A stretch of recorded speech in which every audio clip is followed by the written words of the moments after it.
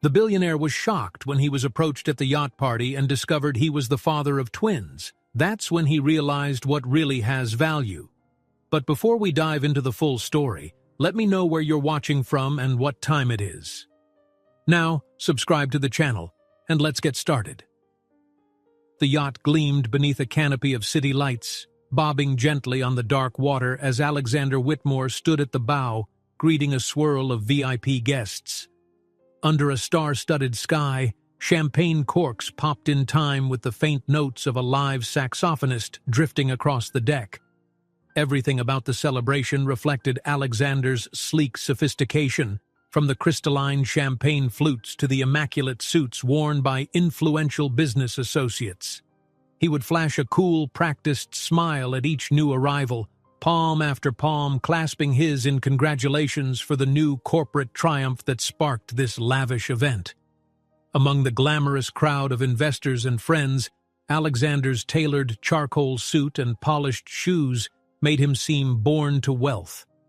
He carried himself with supreme confidence. In his world, success was a familiar companion.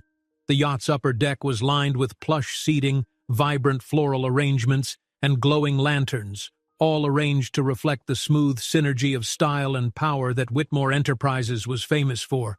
Soft music and an undercurrent of laughter hinted that, at least for the moment, the party soared on a gentle wave of untroubled celebration. He accepted a fresh glass of champagne from one of the servers as guests with bright smiles and even brighter jewels toasted his achievements.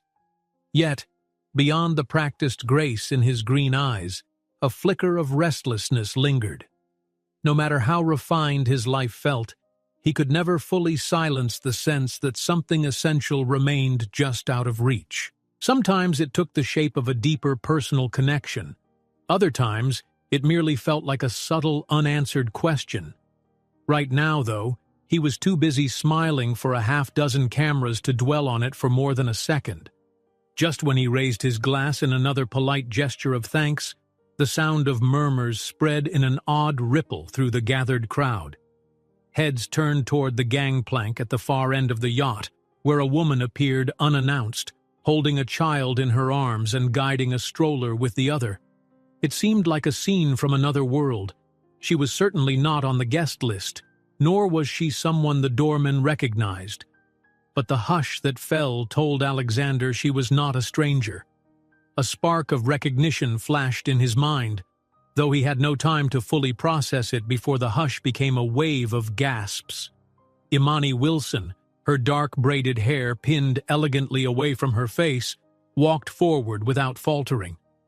She wore a simple yet striking dress and carried herself with a poise that rivaled the party's glitziest attendees.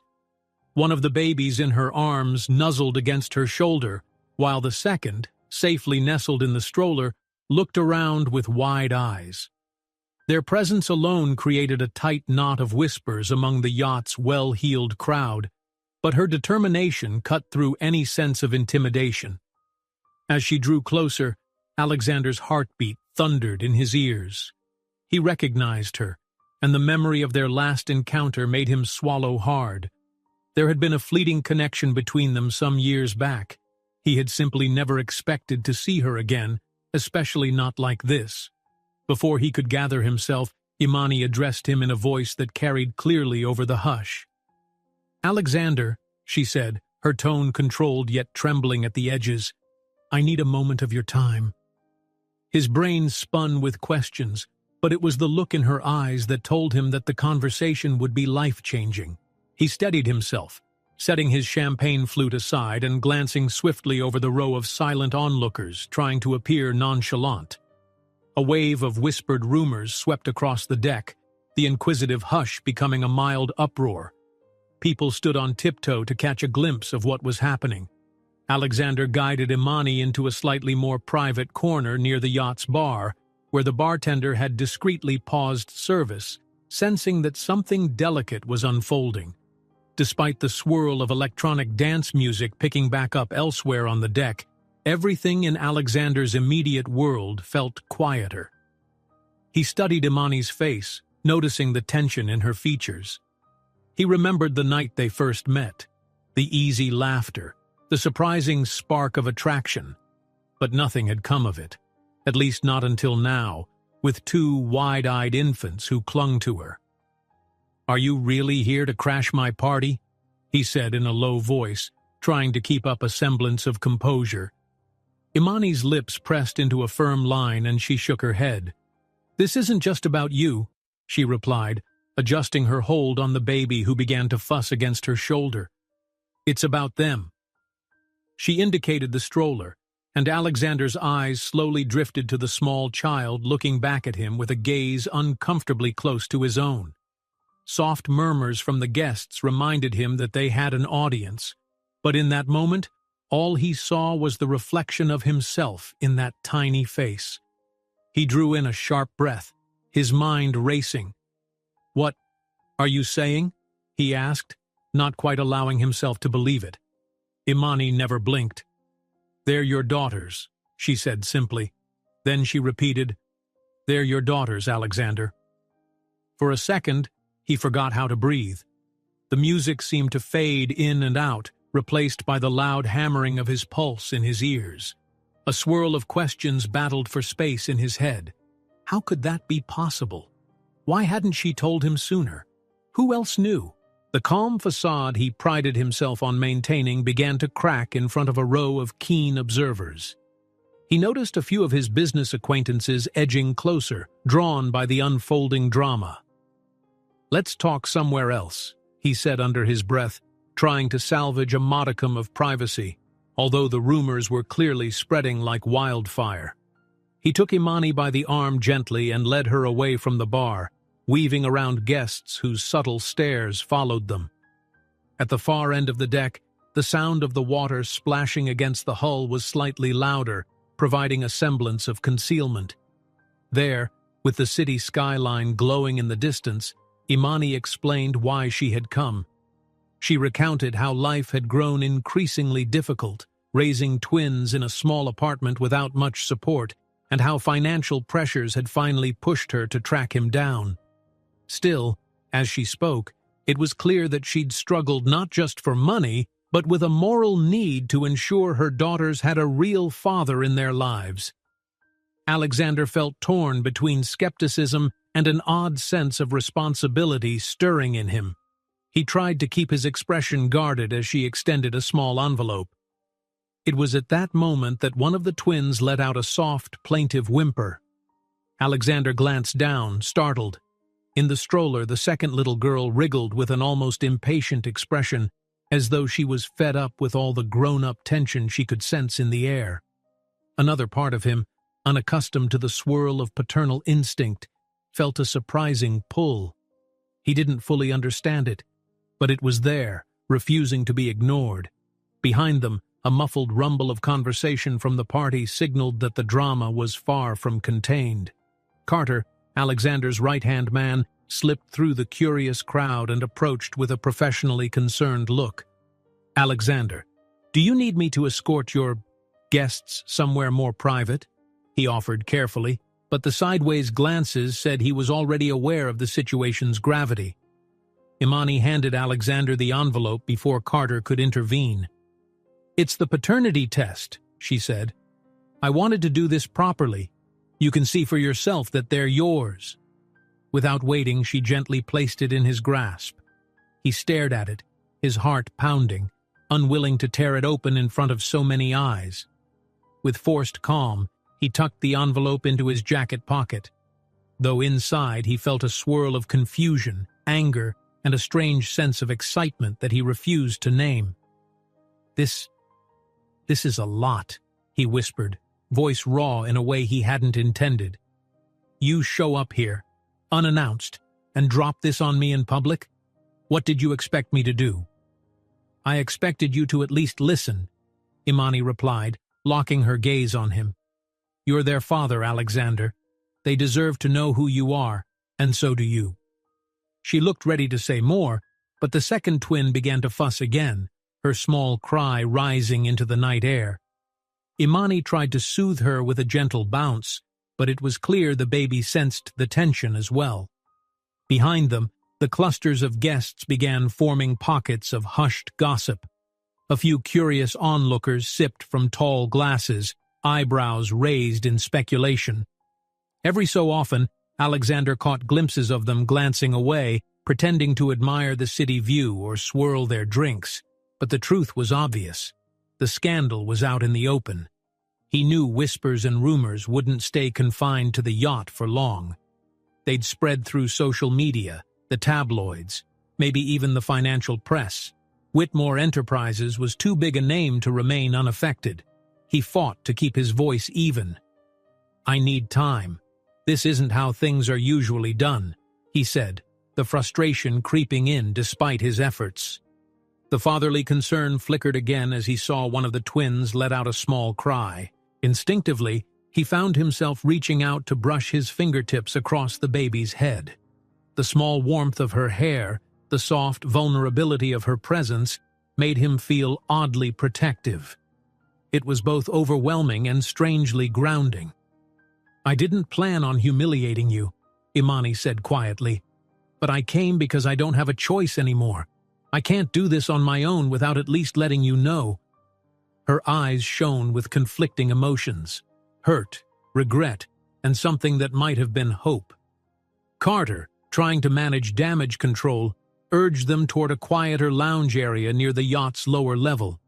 He shepherded Imani and the twins away from the main deck, politely intercepting any guest who attempted to follow. This left Alexander standing at the yacht's railing, alone, with the envelope in his pocket feeling heavier than any corporate contract he'd ever signed. He closed his eyes for a moment, letting the cool ocean breeze graze his face. The city's distant lights and the sound of water lapping at the hull didn't calm the storm inside him. The typical confidence he wielded in business negotiations deserted him. Without a word, he turned and strode across the deck, ignoring the watchful stares. His sense of control seemed to slip further with every step. Several minutes later, the guests began returning to their festivities, albeit distracted by hushed conversations and sidelong glances. The saxophonist played a soulful melody, but it no longer felt celebratory, more like a lament for illusions shattered. In a curt, controlled tone, Alexander told a few perplexed well-wishers that he would handle the matter. Then he made his way to a hidden alcove near the yacht's stern, where the soft glow of an overhead light cast rippling shadows on the polished floor. With trembling fingers, he finally slid the envelope from his pocket. The edges felt crisp against his skin. Through the paper, he could see the faint outline of official letterhead. His mouth went dry as he carefully pulled out the pages. The headlines, names, dates, and the clinical language of DNA matching began to leap out at him in measured increments. He started reading, absorbing the numbers and percentages that confirmed exactly what he both feared and suspected. The truth spelled out in black and white: he was indeed the father.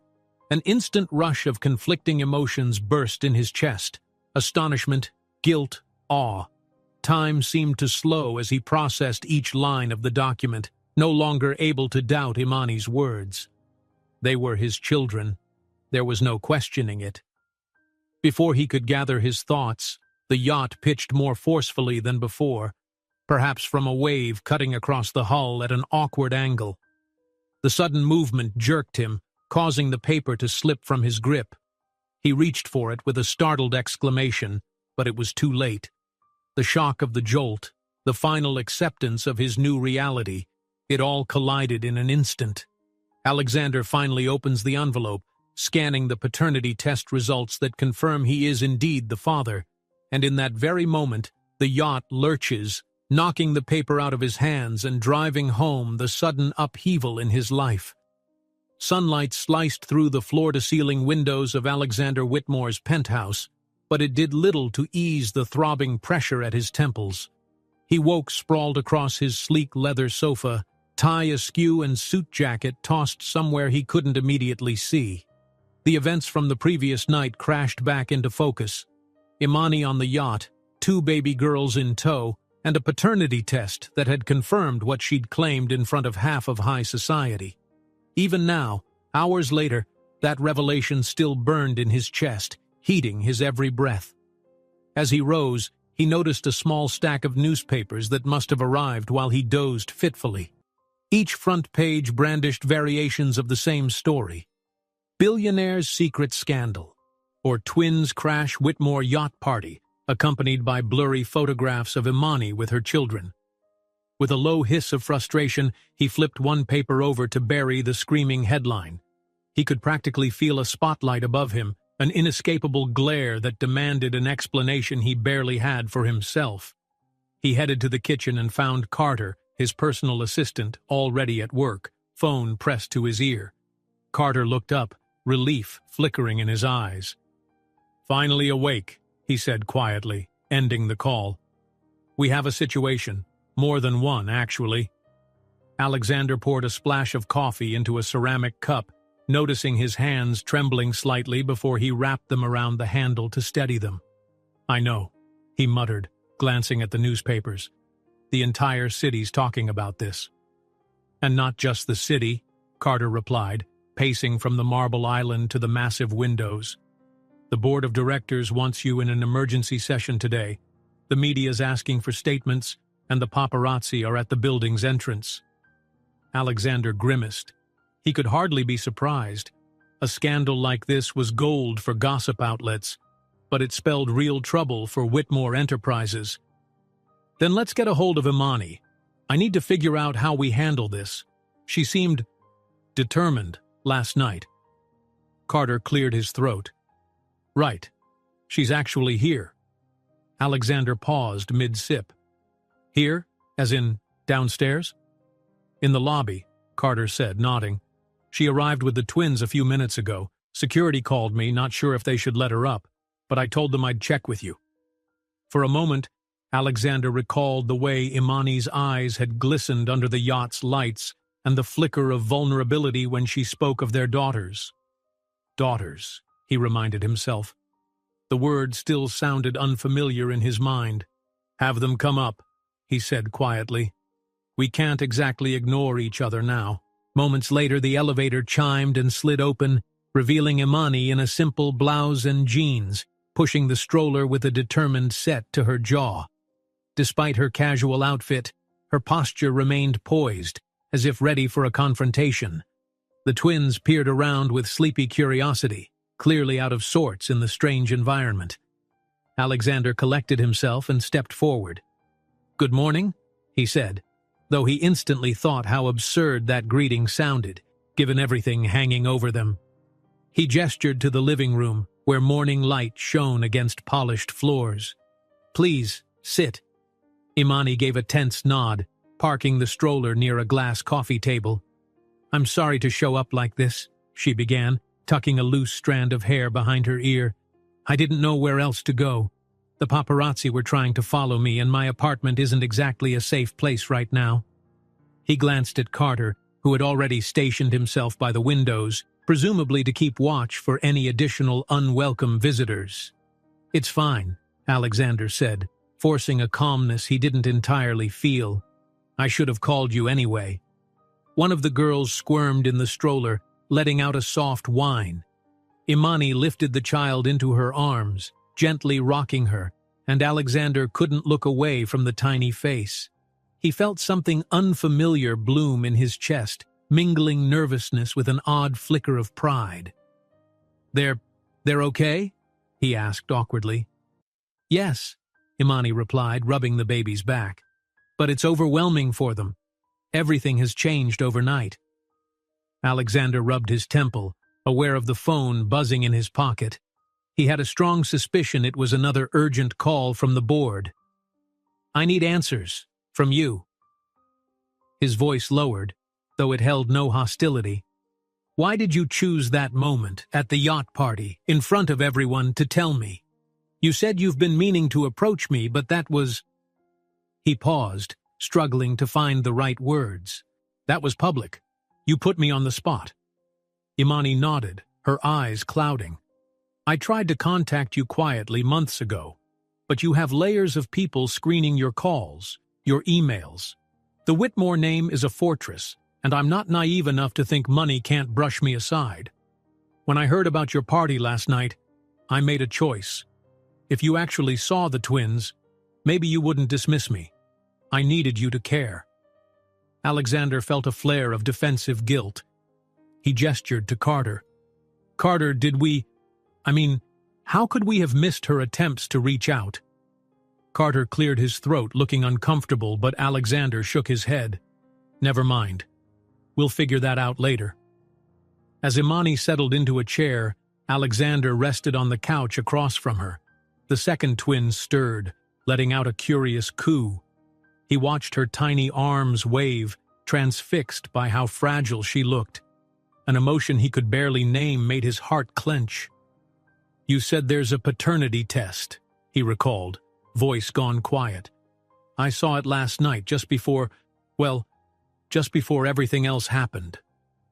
A fleeting memory of the test results flying out of his hand crossed his mind. "I suppose we both know what it says." Her shoulders relaxed slightly. "Yes, and I'm not here just for child support. I want you to be part of their lives. They deserve a father, and you deserve to know them, if you're willing." He nodded slowly. "I understand." In truth, he didn't fully understand what it meant to be a father, but he recognized the gravity of his new reality.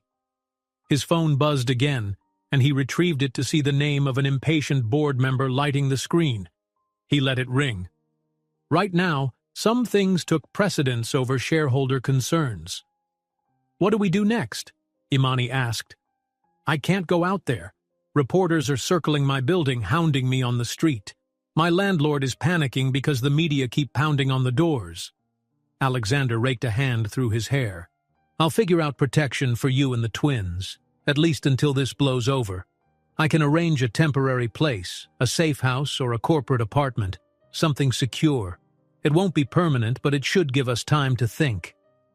He glanced at Carter, whose nod confirmed he was already making mental notes. "Thank you," she said softly, looking down at her daughter nestled in her arms. Then her gaze returned to Alexander. "I just didn't want them to grow up without knowing you." He stood, taking a moment to gather the courage for a decision he would never have predicted making even a day ago. Then he approached the stroller, where the other twin blinked up at him. Tentatively, Alexander bent and slipped a hand beneath her, lifting her against his chest. She was so small. He had barely held a baby before. The child let out a soft noise and reached for the lapel of his rumpled shirt, and the simple action made something shift inside him. For once, his usual outward composure faltered in a different, gentler way.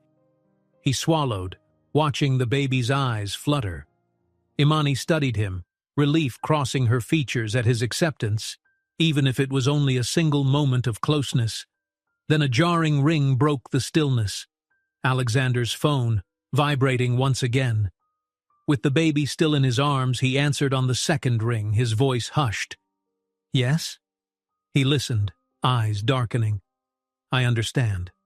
I'll be there." Ending the call, he set his jaw, carefully handing the little girl back to Imani. "The board is demanding I come in right now. They're afraid of how this might affect the company's stock, the brand image, everything." Carter stepped forward. "Should I get the car ready?" Alexander nodded, turning to Imani. "Stay here for the morning, okay? Carter will make arrangements for somewhere safer to go this afternoon. I'll handle the board. Try to protect what's left of my reputation."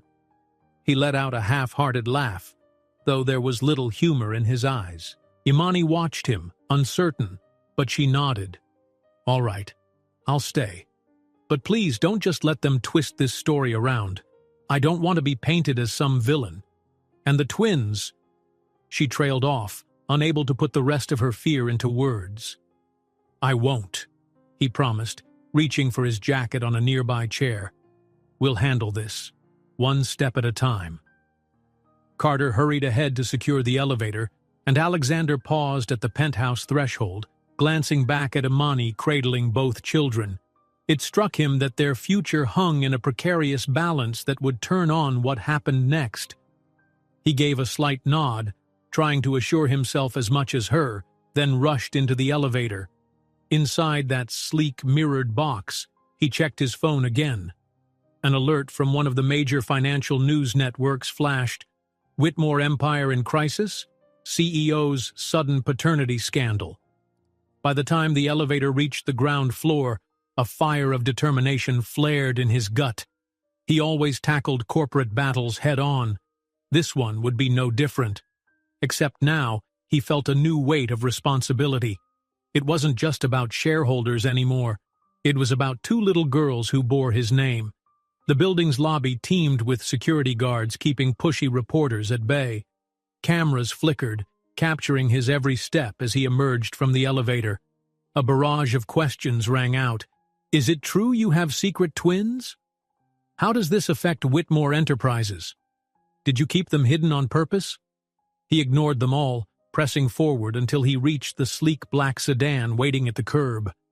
Carter slid into the driver's seat, and Alexander settled in back, tension rippling through him. Straight to the office, sir? Carter asked, glancing at him in the rearview mirror. Alexander exhaled heavily. Yes. He lifted his phone, intending to check messages before he stepped into the brewing storm. The screen lit up to reveal a glaring front-page headline. Secret heirs to the Whitmore fortune. Will the CEO step down? That was the last spark of clarity he needed, a warning sign of the fierce confrontation ahead. As Alexander rushes out to face the board, he glances at the front-page news on his phone, a glaring headline about the secret heirs to the Whitmore fortune, setting the stage for a brutal showdown at the office. Alexander stepped off the private elevator and into the hushed corridor that led to the executive boardroom.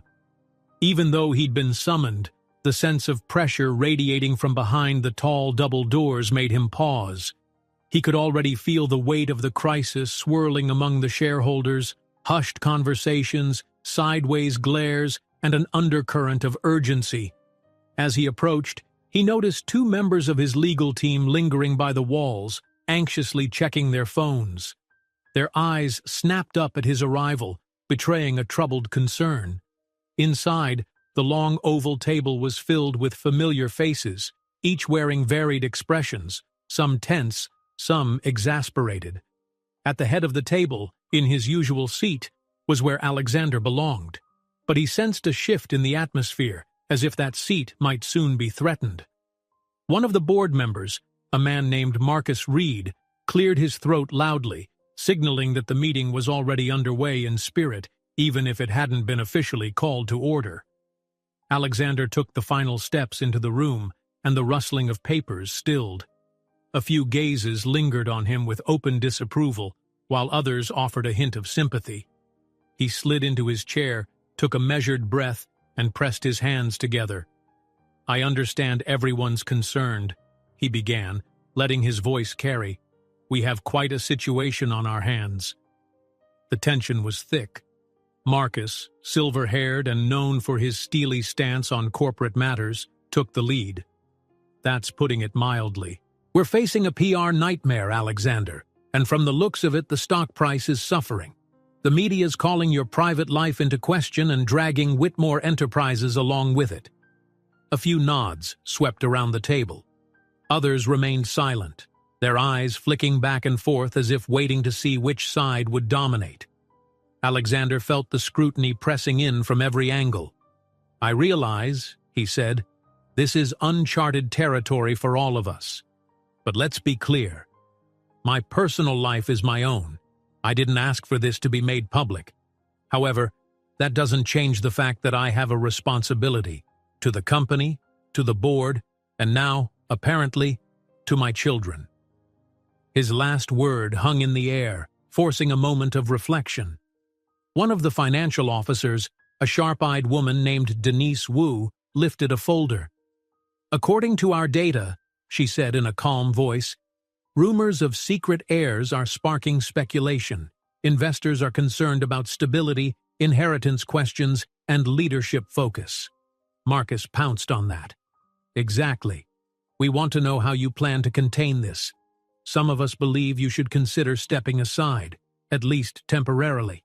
Show the public and our investors that Whitmore Enterprises is separate from any personal drama. This scandal. It's too big. A jolt of frustration flared in Alexander's chest. He kept his expression composed but couldn't deny the adrenaline spiking through him. Step down? He arched a brow. I don't think so. This company has always thrived under my direction, and it will continue to do so. I'm not about to hand over the reins because of a media frenzy. A heavy silence followed. It was broken by an older board member who'd long known Alexander's family, Arthur Langley, a distant cousin by marriage. He narrowed his eyes. You need to understand that Whitmore Enterprises was built on a name and a legacy. If that legacy is tarnished by scandal, we're all at risk. Are you prepared to fight this battle and run the company without dragging us further into the mud? Alexander's jaw tightened. He stared across the table. I'll do whatever it takes, but let's not forget that not every crisis destroys a brand. Some can be managed.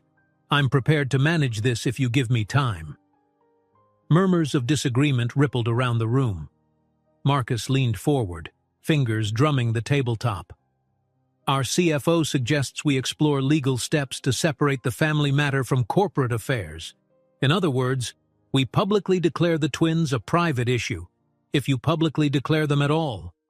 Have you thought about denying paternity to preserve the company's standing? Alexander stiffened. The idea of denying those two little girls, especially after what he'd seen of them, sparked an unexpected surge of protectiveness. He forced himself to remain even-toned. They're my children, he said quietly. I won't deny them. A flicker of genuine surprise passed among a few of the board members. Some seemed moved by his resolve, while others looked more concerned than ever. Marcus glanced at the clock on the wall, then sighed. All right, we should vote on a resolution. Either we ask you to step down, or we let you continue under strict PR supervision, because the market is reacting, and we can't risk a steep decline. Before the vote could begin, the door cracked open.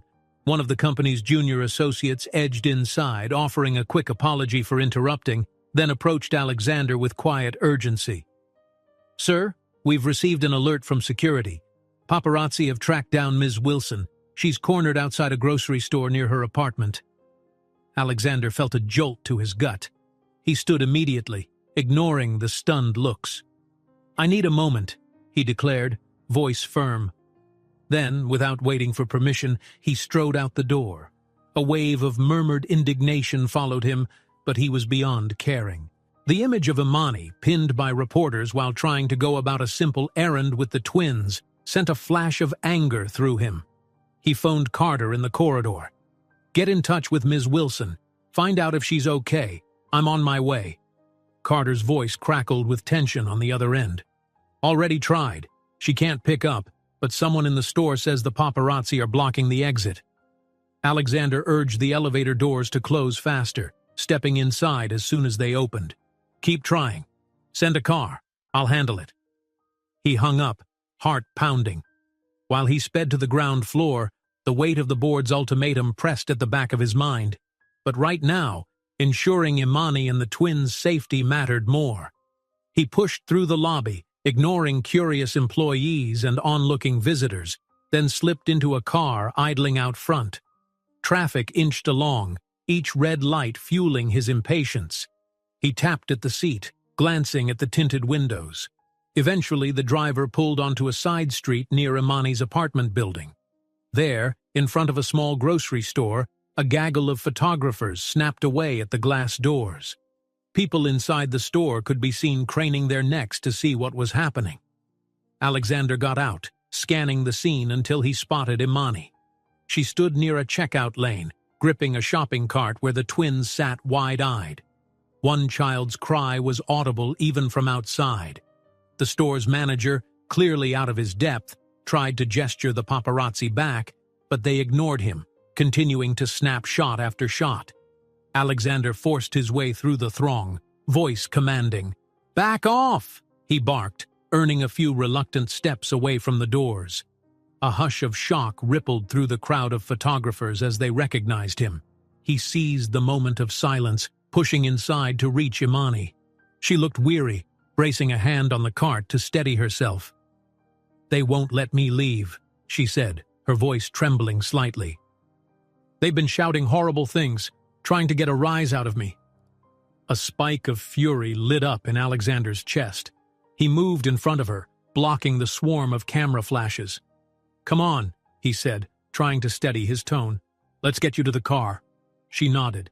Together they eased toward the door, the twins in the cart whining at the unfamiliar chaos. Outside, the cameras erupted again. "Alexander, look here! Is this your secret family? Are you paying her off?" The barrage of questions and bursts of light were nearly disorienting. Ignoring them, Alexander kept his focus on the path to the waiting vehicle.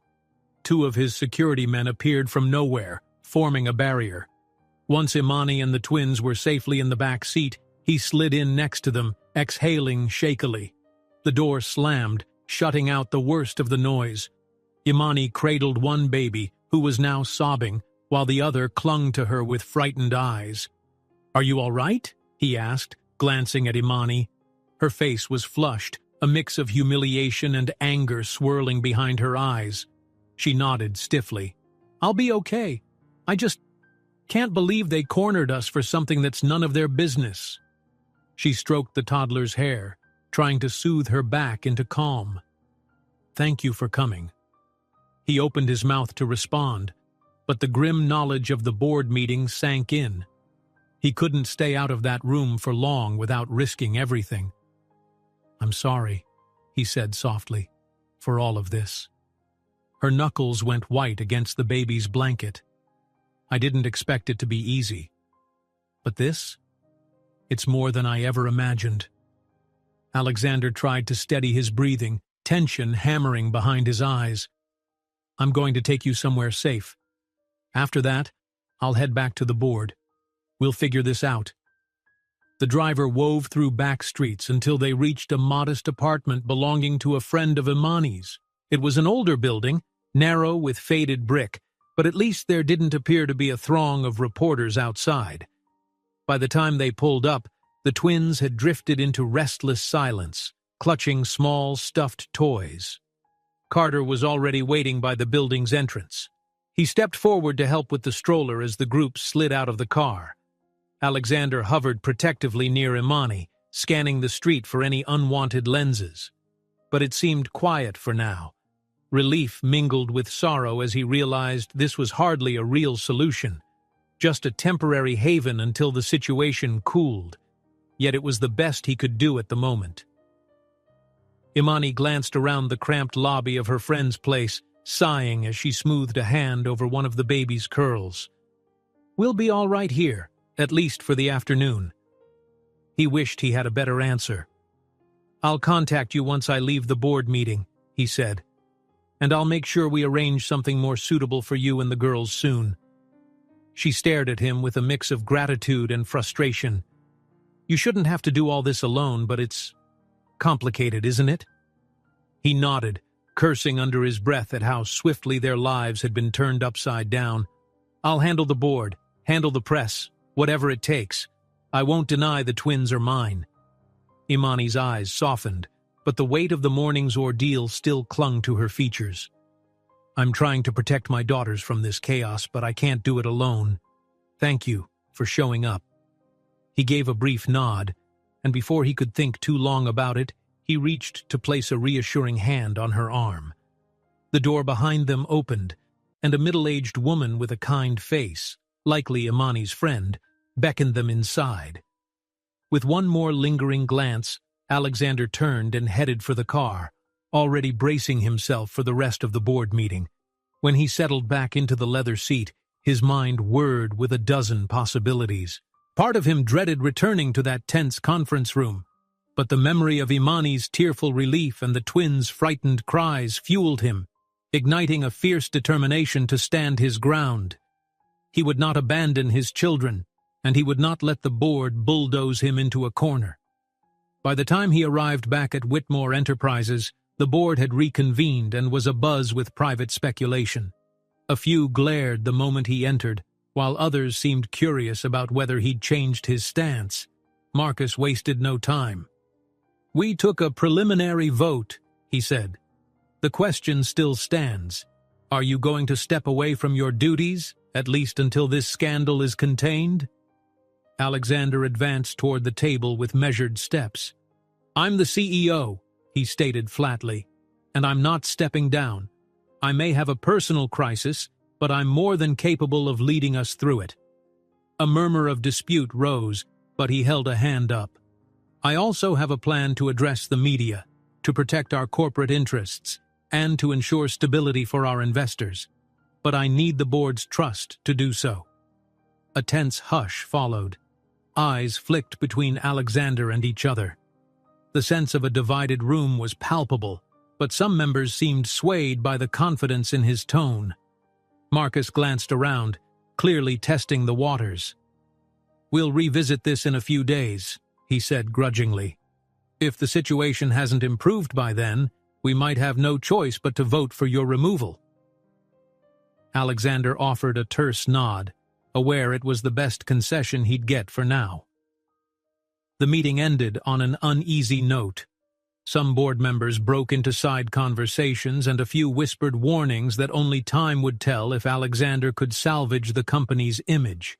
He wasted no time gathering his papers, ignoring the lingering tension.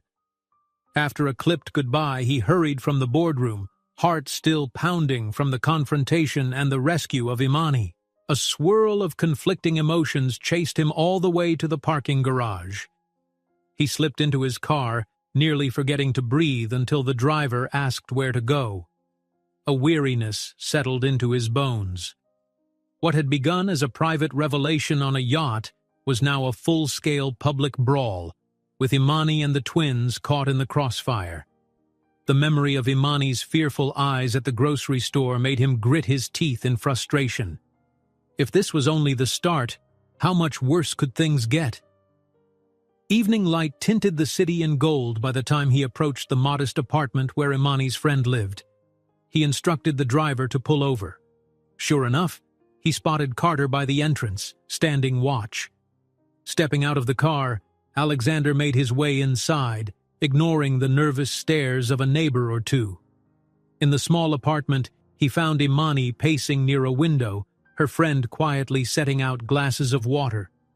One twin snoozed on the couch, a soft toy tucked beneath her chin, while the other was in Imani's arms, fussing despite her gentle efforts to soothe.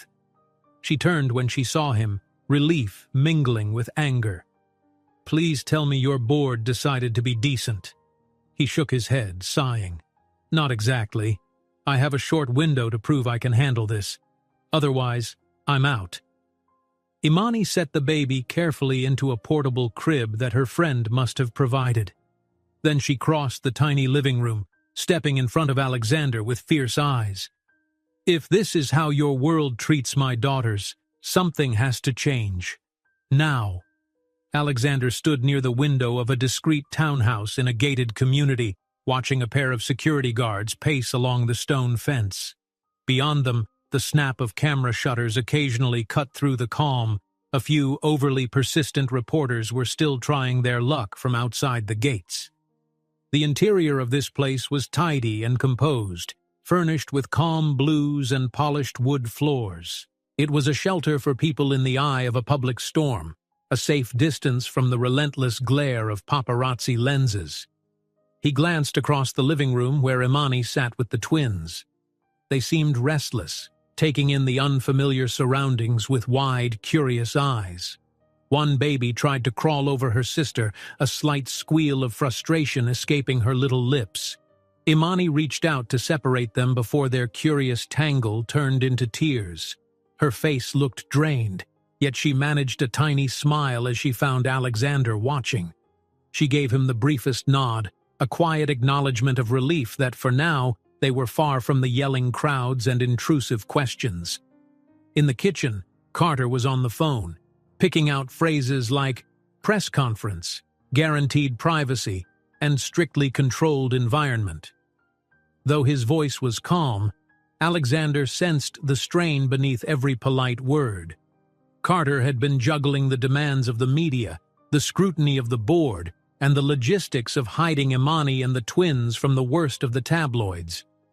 Only an hour earlier, He'd negotiated a short statement on Alexander's behalf that their legal team hoped would quiet the rumor mill, at least temporarily.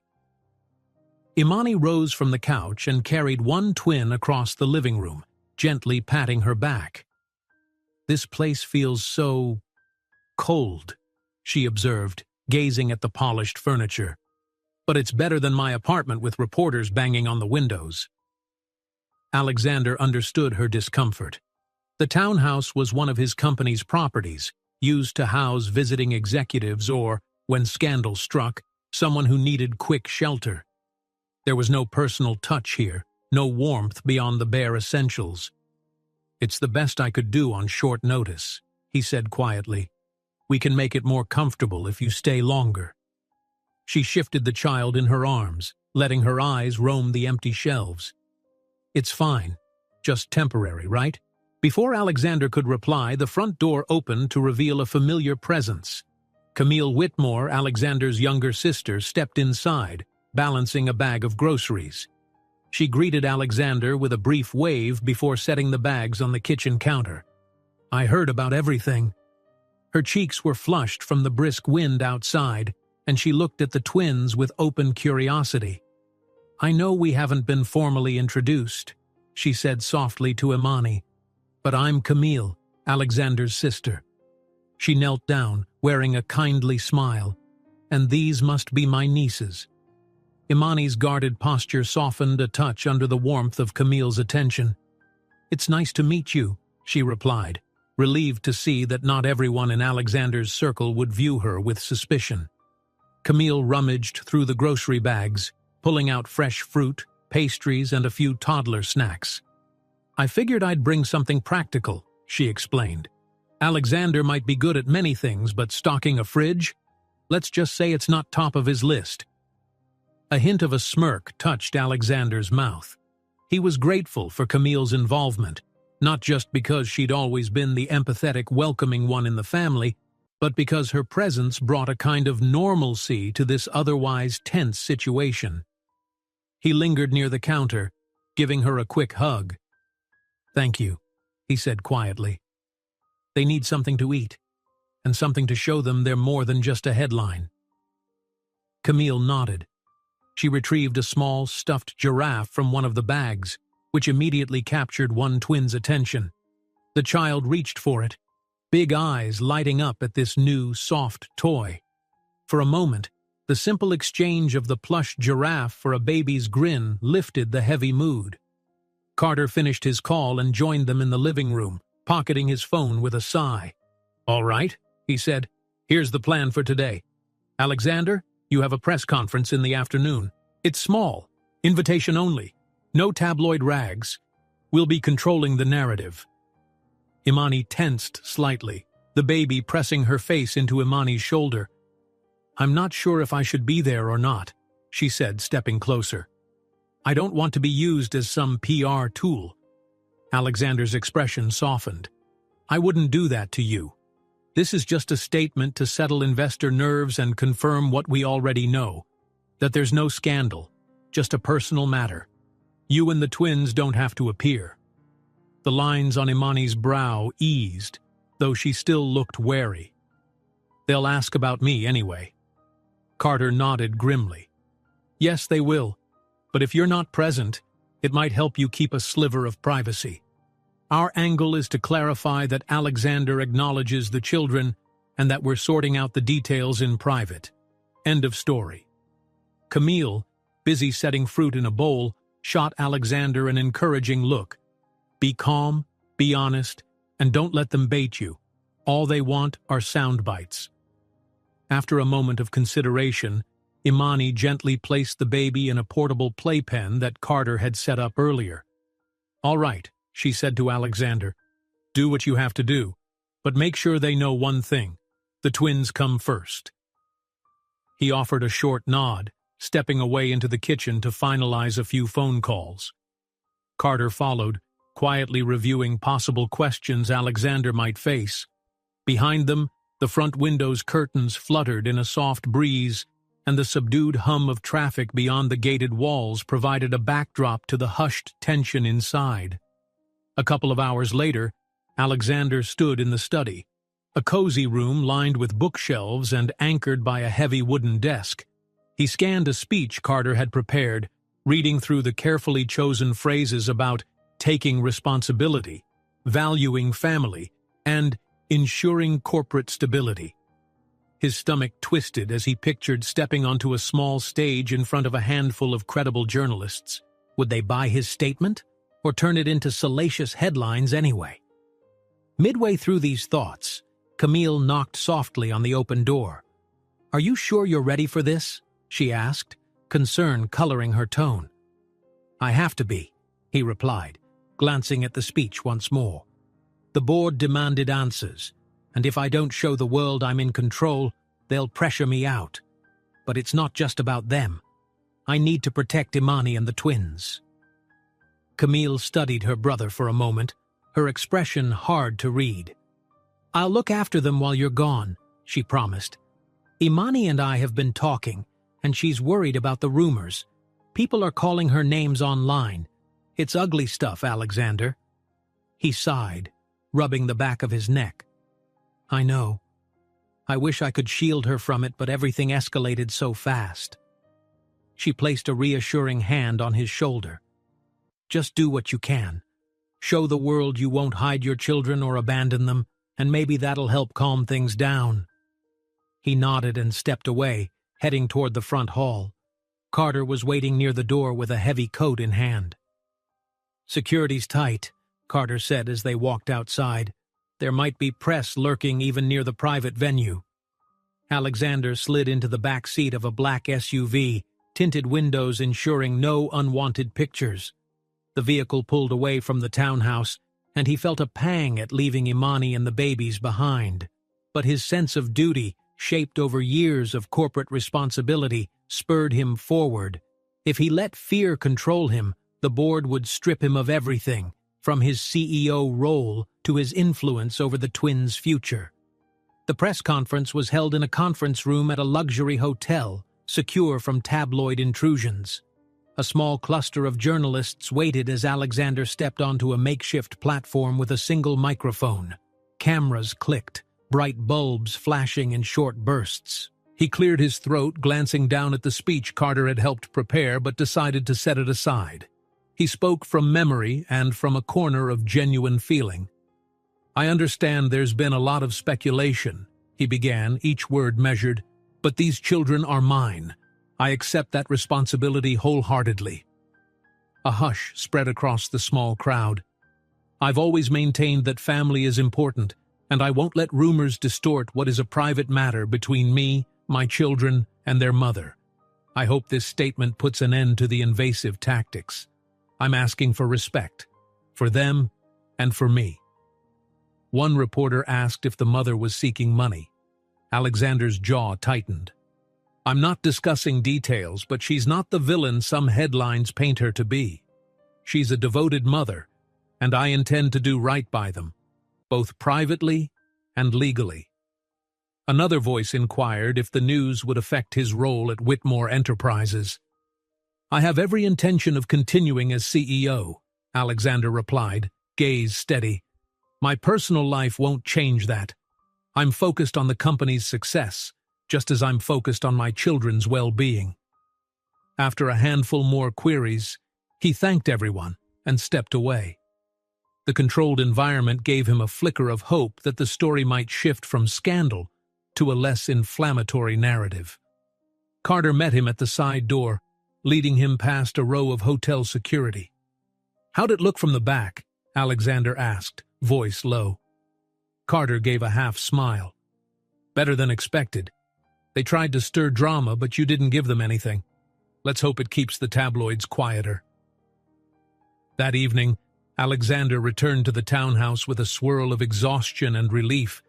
Inside, the living room was more vibrant now. Camille had placed small toys around and arranged fresh flowers on a side table. The twins seemed calmer, too. Imani sat on the floor, leaning against the couch with a baby on either side, reading a picture book about animals. She glanced up when Alexander entered. "How did it go?" she asked softly. The unspoken question, "Are we safe now?" lingered in her eyes. "I did what I could," he replied, setting his briefcase aside and kneeling to greet the twins. One of them reached for his wrist, a grin emerging at the sight of him. It was such a simple gesture, yet it struck him with a profound sense of responsibility. They shared a brief, quiet dinner that night, Camille, Carter, Imani, and Alexander, talking in subdued tones about the day's events. The children dozed off, lulled by a calmer atmosphere. In the hush of the late evening, Camille bade them good night and left for her own home, promising to return soon. Carter retreated to another room, still busy on his laptop, coordinating with the security team. Imani and Alexander found themselves alone in the living room. The babies were safely asleep in a small bedroom. For once, the townhouse felt almost homey, with the glow of a low lamp illuminating the minimal decor. Imani's shoulders sagged in exhaustion. "Thank you," she whispered. "I never thought I'd rely on you for something like this, but I'm glad we're not alone." He settled beside her on the couch. "We're in this together for better or worse." She studied his face as though searching for any hint of pretense or doubt. Finding none, she exhaled slowly. "I hope the press backs off, even if just a little. I can't stand the idea of the girls growing up in a bubble of paparazzi." He wished he had a more reassuring answer. Instead, he took her hand and gave it a small squeeze. A moment passed in silence between them, the tension of the day loosening in small increments. Later that night, Alexander retired to one of the guest rooms, leaving Imani and the twins in another. He drifted off to an uneasy sleep, mind filled with fleeting images of board meetings, camera flashes, and a future he couldn't fully predict. Hours later, just before the first hints of dawn crept through the curtains, his phone vibrated on the nightstand. Squinting against the darkness, he reached for it and saw an unknown number. He rubbed his eyes and opened the message. At first glance, it was a simple line of text, but as he read it twice, a chill ran through him. The words warned him to be careful.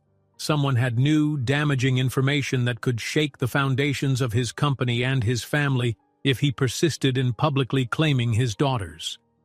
The message concluded with an eerie hint that this was just the beginning. Just before dawn, Alexander receives a cryptic message threatening to expose deeper secrets if he dares to openly claim the girls, implying there's more at stake than he realized. Alexander stood in the pale glow of the early morning, phone clutched in his hand. He reread the threatening message, short, direct, and chilling in its implications. Whoever wrote it clearly wanted him to back off from publicly embracing his daughters. The wording implied more than idle gossip. There was a promise of sabotage, a note that deeper secrets would surface if he didn't comply. He rubbed his thumb over the phone's screen, then tucked it away, unsettled. The townhouse's hallway felt cold beneath his bare feet, and he realized he hadn't bothered with slippers when he jumped out of bed. He took a slow breath, trying to steady his pulse. The question weighed on him. Who could be behind such a threat? A dissatisfied shareholder, a business rival, or maybe someone in his own family harboring resentment? He made his way into the living room, where dawn light stretched across the hardwood floor. Imani, roused by the faint shuffle of his steps, glanced up from the couch. She was rocking one of the twins, who had awakened earlier than usual with a hungry fuss. At the sight of Alexander's tense expression, she quietly set the baby back against her shoulder, patting a small, drowsy head. "Everything all right?" she asked softly, noting the look in his eyes. He drew closer, lowering his voice so as not to startle the half-asleep child in her arms. "I got a message last night. It's some sort of threat, telling me to stop publicly claiming the twins. Otherwise, they'll reveal secrets, things that could hurt the company and maybe us." He paused, swallowing. "I don't know who's behind it." Imani stared, eyes widening at each word. "You think it's one of your enemies? Or someone in your family?" "I wish I knew." He ran a hand through his hair, exhaling hard. "But it's clearly someone with inside knowledge. They know how high the stakes are for me right now, and they're using it." Imani pulled the baby blanket tighter around the child, who had started to doze off again. "You don't plan on backing down, do you?" Her voice trembled, clearly afraid but also bracing for his answer. He shook his head without hesitation. "No, I won't hide my children to appease someone's threats, but I can't ignore this either. We need to be careful." Soon, the second twin stirred in a small crib tucked against the wall, letting out a soft whimper. Imani handed the first baby to Alexander and moved to comfort the other. He felt the child's warmth against his chest, a reminder of what was at stake. In that gentle weight, all the corporate battles and threats shifted into sharper focus. If someone was determined to undermine him, perhaps ruin him, he'd have to fight back smarter than ever before. By the time Carter and Camille emerged from their respective rooms, the sun was properly up. The aroma of fresh coffee filled the townhouse, courtesy of Camille's early visit to the kitchen. Carter, phone already in hand, took in Alexander's grave look. Alexander filled him in on the threatening message, passing over his phone so Carter could read it firsthand. "Sabotage," Carter muttered, eyebrows knitting. "Could be a rival business figure.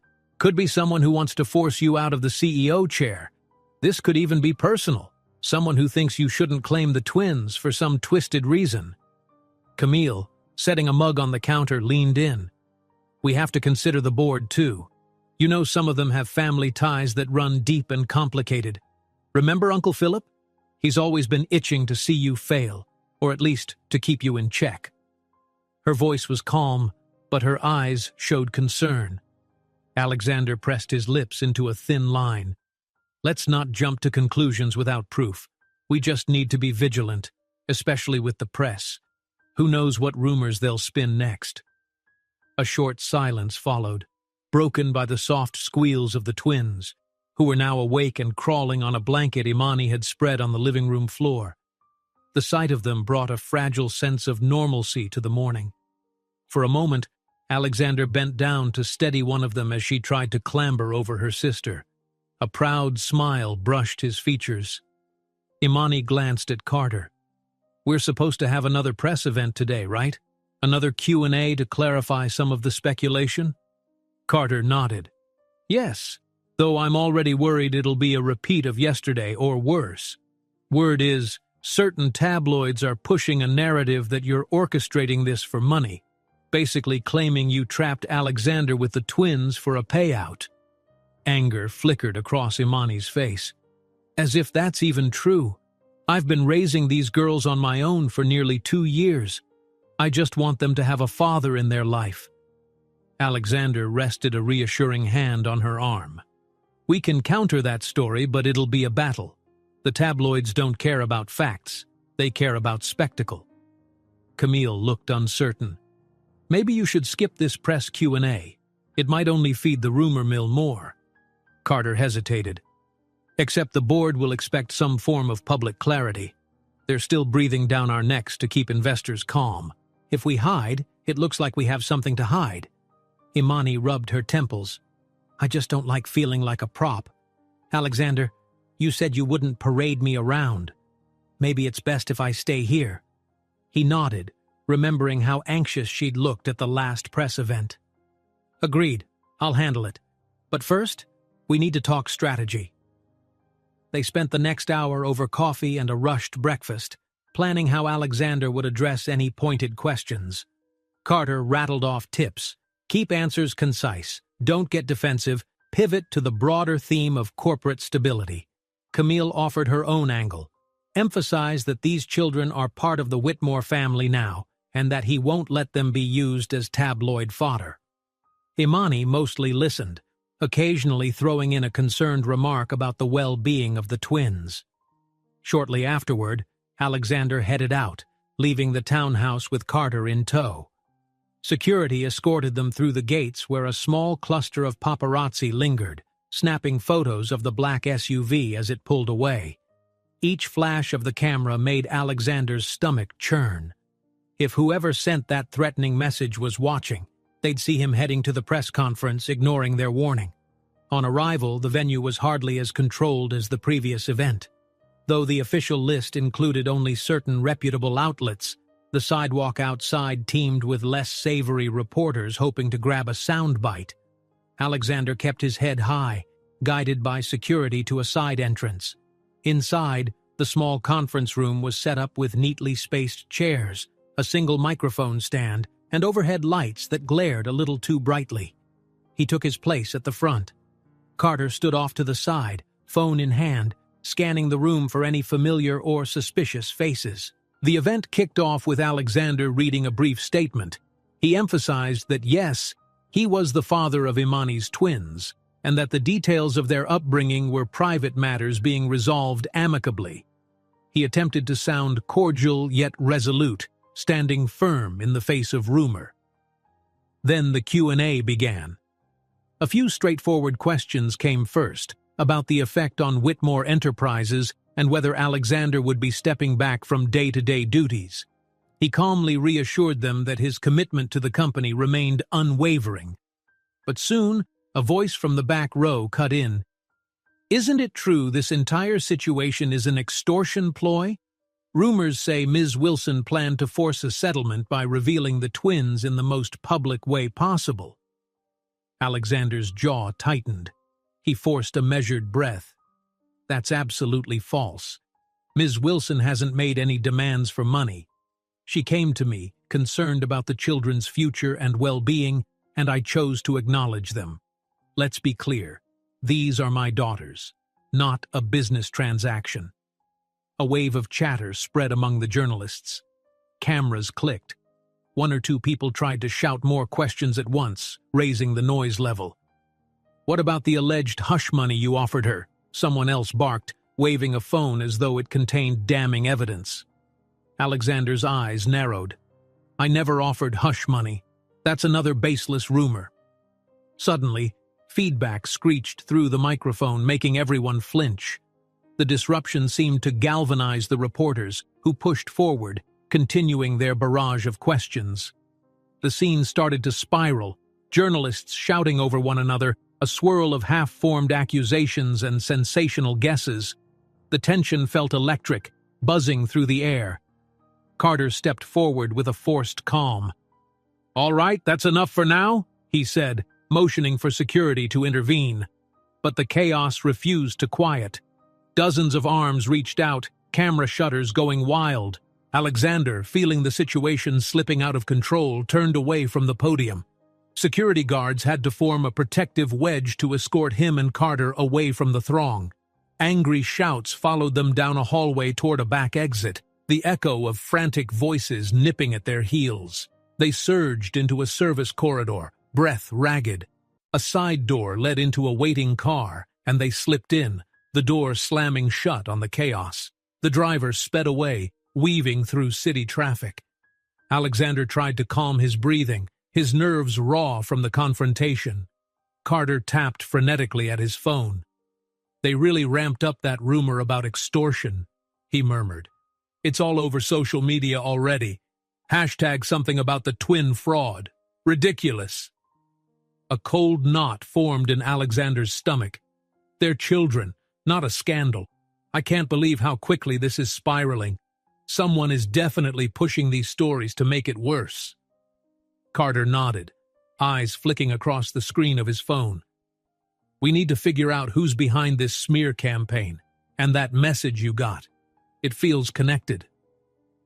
They lapsed into a silence laced with unspoken dread. Alexander stared out the tinted window at blurred city lights. Every time he considered how far-reaching the fallout could be, his company, his family, the twins, he felt a surge of determination warring with exhaustion. When they finally reached the townhouse, night had draped the sky in deep blue. They slipped through the gate, the glow of security lamps guiding them along a short path to the front door. Inside, Imani stood up from the couch, fear etched on her face. "I saw the stream of the press conference. It looked awful. Are you okay?" He gave a shaky nod, stepping forward to take a breath. "Just some hostile accusations. We're fine, physically, but it's worse than I expected." He lowered his voice. "They're now flat out claiming you manipulated me for money. It's vile. Imani's eyes rimmed with tears of anger. "They're twisting everything. I never wanted any of this attention." Camille appeared behind her, laying a hand on Imani's shoulder. "I know. It's cruel, but people thrive on drama. They'll say anything to sell a story." Alexander gently smoothed the hair of one twin who was playing on a blanket, seemingly oblivious to the tension around her. "We'll keep pushing back," he murmured. "But we need a strategy. This can't go on like this forever." Before anyone could reply, Carter's phone chimed with a peculiar alert. He glanced down, brow furrowing. "Strange," he muttered, stepping aside to read it. Everyone watched him, a new wave of apprehension settling over the room. Carter's expression darkened, and he looked up at Alexander, voice low. "Carter receives an anonymous tip suggesting that someone close to Alexander leaked false information to the press, indicating a traitor in his inner circle." Alexander stared at Carter's phone, trying to process the weight behind the anonymous tip. Someone in his inner circle was funneling false stories to the press, creating new storms of controversy just when he was struggling to hold his life together. He felt an immediate flood of suspicion. The last few days had been rife with unexpected turns, threatening messages, intensified rumors, and board members pressuring him to step down. Now, the realization that a traitor lurked among the people he trusted made it hard to even breathe. Carter quietly slid his phone into his pocket and met Alexander's gaze. "We need to find out who's behind this. If we don't figure it out soon, they'll keep fueling the press. It'll only get worse." Imani, sitting on the couch with the twins, brushed a strand of hair from her face and watched them carefully. She cast a wary glance at Camille, who was standing by the window. "Do you think it's someone working in your company?" she asked. Camille turned, eyes clouded with concern. "If it's not a direct employee, it might be a board member. Alexander, you know as well as I do that half of them would love a reason to force you out. Maybe they're trying to corner you into resigning or selling your shares." Alexander felt an ache in his temples. "I can't believe it," he muttered, pacing near the kitchen counter. "But nothing's surprising me anymore. The sabotage, the rumors about hush money, all of it could be orchestrated from the inside." He paused, recalling the suspicious activity in some of his father's distant relatives, particularly the more resentful ones. Could also be family. A hush descended, thick with grim possibilities. Even the twins picked up on the tension, one of them fussing restlessly. Imani lifted the little one into her arms, murmuring calming words. Carter motioned for them all to gather in the living room, speaking in a hushed tone. "Let's talk strategy. We can't go around making accusations without proof, but we can observe people close to us, check for suspicious phone calls, bank transactions, anything that points to someone's involvement." Camille nodded, pulling a notepad from her purse. She began jotting down names of board members who seemed most hostile in the recent meetings. "Marcus Reed, for sure," she said. "He's been pushing for a leadership change. Then there's Arthur Langley, though he's more subtle about it." Imani lowered her eyes. "We should also think about your staff. Anyone could be taking advantage of the chaos. Some personal assistant looking for easy money, a disgruntled employee who thinks they'll be rewarded by your rivals." Alexander rubbed his face with both hands, trying to organize his thoughts. "I'll have Carter discreetly question a few people at the office tomorrow. In the meantime, we need to be extra careful about what we share and with whom." "Agreed," Carter said firmly. "I'll start a quiet audit of internal communications. Maybe we'll turn up something that points to the leak." The plan settled with them, though no one felt entirely confident. Outside, evening shadows stretched across the townhouse's small garden, and the wind picked up, rustling the tall hedges. Imani rocked one twin in her arms, and the child let out a small yawn. The tension in the room seemed to weigh heavier with every passing second, but they had no choice but to keep going. Early the next morning, Alexander made his way to the office. He arrived unusually early, dodging a small knot of reporters stationed outside the main building. News vans dotted the street, and each step he took inside gave him the eerie sense of being watched. Under the bright glare of the lobby's lights, he nodded curtly to the security guards, heading straight for the executive floors. He entered his spacious office to find Carter already there, sifting through call logs and spreadsheets on a laptop. Carter's face was set in a determined frown. "I've checked high-level emails. Nothing outright suspicious yet, but something's definitely up with phone calls made from the boardroom lines after hours." Alexander exhaled and sank into the leather chair behind his desk. "Show me." Carter turned the screen, revealing logs of late-night calls to a blocked number. "Those calls always happen around the time rumors end up in the tabloids the following day," Carter explained. "Whoever it is, they're covering their tracks, but not well enough." Alexander's gaze hardened. "If we can tie this to one of the board members, that might give us leverage to end the sabotage." A knock at the office door interrupted them. Marcus Reed entered, posture rigid, mouth a tight line. "Alexander," he said, voice clipped, "I'd like a word." Carter exchanged a look with Alexander and excused himself, laptop in hand, leaving them alone. Marcus paced the office, coming to a stop near the large window. "It's come to my attention that certain tabloids are claiming you're about to be removed as CEO, and I can't help but notice your share values are dropping. This is exactly the sort of situation we warned you about." Alexander braced himself for a confrontation, trying to keep his tone composed. "Are you here to chastise me, or is there a point to this conversation?" Marcus's lips curled in a half-smile. "Some of the board think it might be best if you step down temporarily, until the rumors settle. You know, for the good of the company." A flash of anger flared in Alexander's chest. "And I'm certain you and those board members would be happy to stand in my place, correct? Let me guess. You'd appoint a caretaker CEO who answers to you." Marcus spread his hands in a mock gesture of innocence. "We only want to protect Whitmore Enterprises. This personal scandal has overshadowed our stability. The press, the fiasco with the twins, it's a distraction we can't afford." Alexander rose from his chair, stepping around the desk. "You think my children are a distraction? They're my family." His voice sharpened. "I'm not leaving the company I built to satisfy your demands, especially if you're the one feeding these rumors." Marcus's eyes narrowed. "You're paranoid, Alexander. Watch your tone." Then, in a calmer breath, he added, "But if this meltdown continues, you might not have a choice. The board will do what it has to do." He turned on his heel and strode out, leaving a chill in the air. The moment he was gone, Carter slipped back in, eyebrows knitted. "I heard raised voices. Everything okay?" Alexander let out a frustrated breath. "Marcus claims I should step down. It's the same refrain, but now I'm certain he's connected to this chaos somehow." Before they could delve deeper, Alexander's phone buzzed.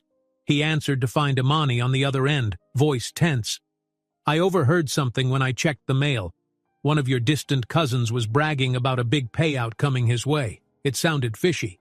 He was saying something about how you're finally going to fall." Alexander's hand tightened around the phone. "Which cousin?" "Didn't catch his name," Imani admitted. "But he was meeting a friend outside the townhouse, didn't realize I was there. He left in a hurry. Could it be a clue?" "It might be." A swirl of confusion, frustration, and suspicion battled within him. Everyone close to him suddenly felt like a potential traitor. "Stay where it's safe. Carter and I will head back soon." He ended the call, meeting Carter's anxious gaze. "We need to ramp this up. Someone in the family, someone in the board, they're all circling like sharks." Carter nodded, gathering a pile of files. "I'll keep digging into phone records. You talk to your cousin's side of the family. We'll find something." The rest of the morning fell into a tense rhythm of quiet investigation. Alexander made discreet phone calls, referencing family gatherings and verifying which relatives had reason to resent him. Carter combed through financial data, searching for unusual deposits or bribes. Every so often one would share a piece of information that only deepened the swirl of possibilities. Late that afternoon, Alexander left the office, rejoining Imani and the twins at a secure entrance to the parking lot. The babies, clueless to the adult drama, dozed in their stroller, lulled by the city's distant hum. Imani looked drained. "This is wearing everyone down," she murmured, "but I have a feeling we're close to uncovering who's behind it all." Alexander glanced around, making sure no one was eavesdropping. He placed a protective hand on Imani's shoulder. "We just have to keep pushing. We can't give in. If I lose everything, I still have to make sure you and the girls are safe." A shiver passed through her at his words, but she nodded firmly. Together they walked toward the car, Carter trailing behind with a focused expression. Just as they reached the vehicle, a security guard appeared with a concerned look on his face, whispering something about an unauthorized person poking around near the building's side entrance. Alexander's nerves spiked, half expecting to see another reporter or lurking troublemaker. They slipped out of the parking lot, heading into the early evening's glow. The tension in the car was thick as they wove through traffic. Imani kept glancing at Alexander as though she wanted to say something. Finally, as the SUV merged onto a quieter road, she exhaled. "Alexander, I think I know who it might be," she said in a tremulous but determined voice. His heart thumped. "Tell me," he urged. She chewed her lip. "I didn't want to accuse anyone without being certain, but after what I heard at the mailbox and something else I noticed at the townhouse, the pieces are starting to fit. It's someone I've seen lurking around with the wrong people." Alexander's pulse quickened. "Who?" Imani drew a shaking breath, searching his eyes. "I'll explain on the way, but please trust me. I think I know where they're heading. We should go now before we lose them." Carter looked back from the front seat, eyes wide. "Where to?" Imani softly stated, "I know who it is," leaving Alexander stunned as they hurry away into the night, desperate to confirm her suspicion. Night pressed in on the tinted windows of the SUV as Alexander stared at Imani, tension radiating through the cramped interior. Her voice had just filled the silence with that startling claim. She knew who was behind the sabotage that threatened them all. He could see the fear sparking in her eyes, but beneath it lay determination. They had to act quickly or risk losing this single chance to uncover the person fueling the scandal. "Imani," he said, his voice a low murmur as he tried not to wake the twins strapped in their car seats. "Tell me everything. Start from when you overheard that conversation outside the townhouse." She swallowed, glancing back at the babies to ensure they were still dozing. "I recognized one of your distant cousins. I've seen him in old photos at your father's house. He was bragging about getting an easy windfall and made some snide remark about how Alexander can't stay on top forever. At first I thought it was just talk, but then I remembered something else." Alexander leaned forward. "Which cousin are we talking about? You mentioned maybe hearing the name Philip?" She nodded slowly. "Yes. He wasn't speaking to me. He didn't even notice me. But I heard him say he was going to meet your Uncle Philip soon. I've never met your uncle, but I know the name. He has a reputation, right? A falling out with your father? Something about the Whitmore inheritance? I put it all together, and it started to make sense." Alexander exhaled heavily. "Philip's always held a grudge against me. He hated that I rose to CEO after my father passed. He thought the company should have been his. He's never been shy about his resentment. But to go this far?" A swirl of painful memories flitted through Alexander's mind, tense family gatherings, whispered comments about undeserved success, sideways smirks whenever he'd earned a new accolade. Carter, behind the wheel, kept his eyes on the road but listened intently. "We suspect he's behind the leak, the tabloids, the threats, everything." "It all fits," Imani said softly. "He has motive and some inside knowledge, enough to feed the tabloids specific details that only someone close to you would know." Alexander let out a sharp breath. "He also has old connections to the board. Some members actually see him as an alternative to me if they were to push me out, so it's not impossible that he's using them too. Carter changed lanes, glancing into the rearview mirror. If we want to catch him, we'll need real evidence, proof he orchestrated the rumors and sent you those threatening messages about stepping back from the twins. Where do we even start? Imani looked resolute. I heard he meets people at a private club downtown. It's small, exclusive, something to do with old money families. I think he's planning to go there tonight. If we show up, maybe we can see who he meets, track their conversations. Alexander's chest tightened. The idea of confronting Philip, possibly cornering him with the truth, felt both necessary and dangerous. We can't waltz in and accuse him.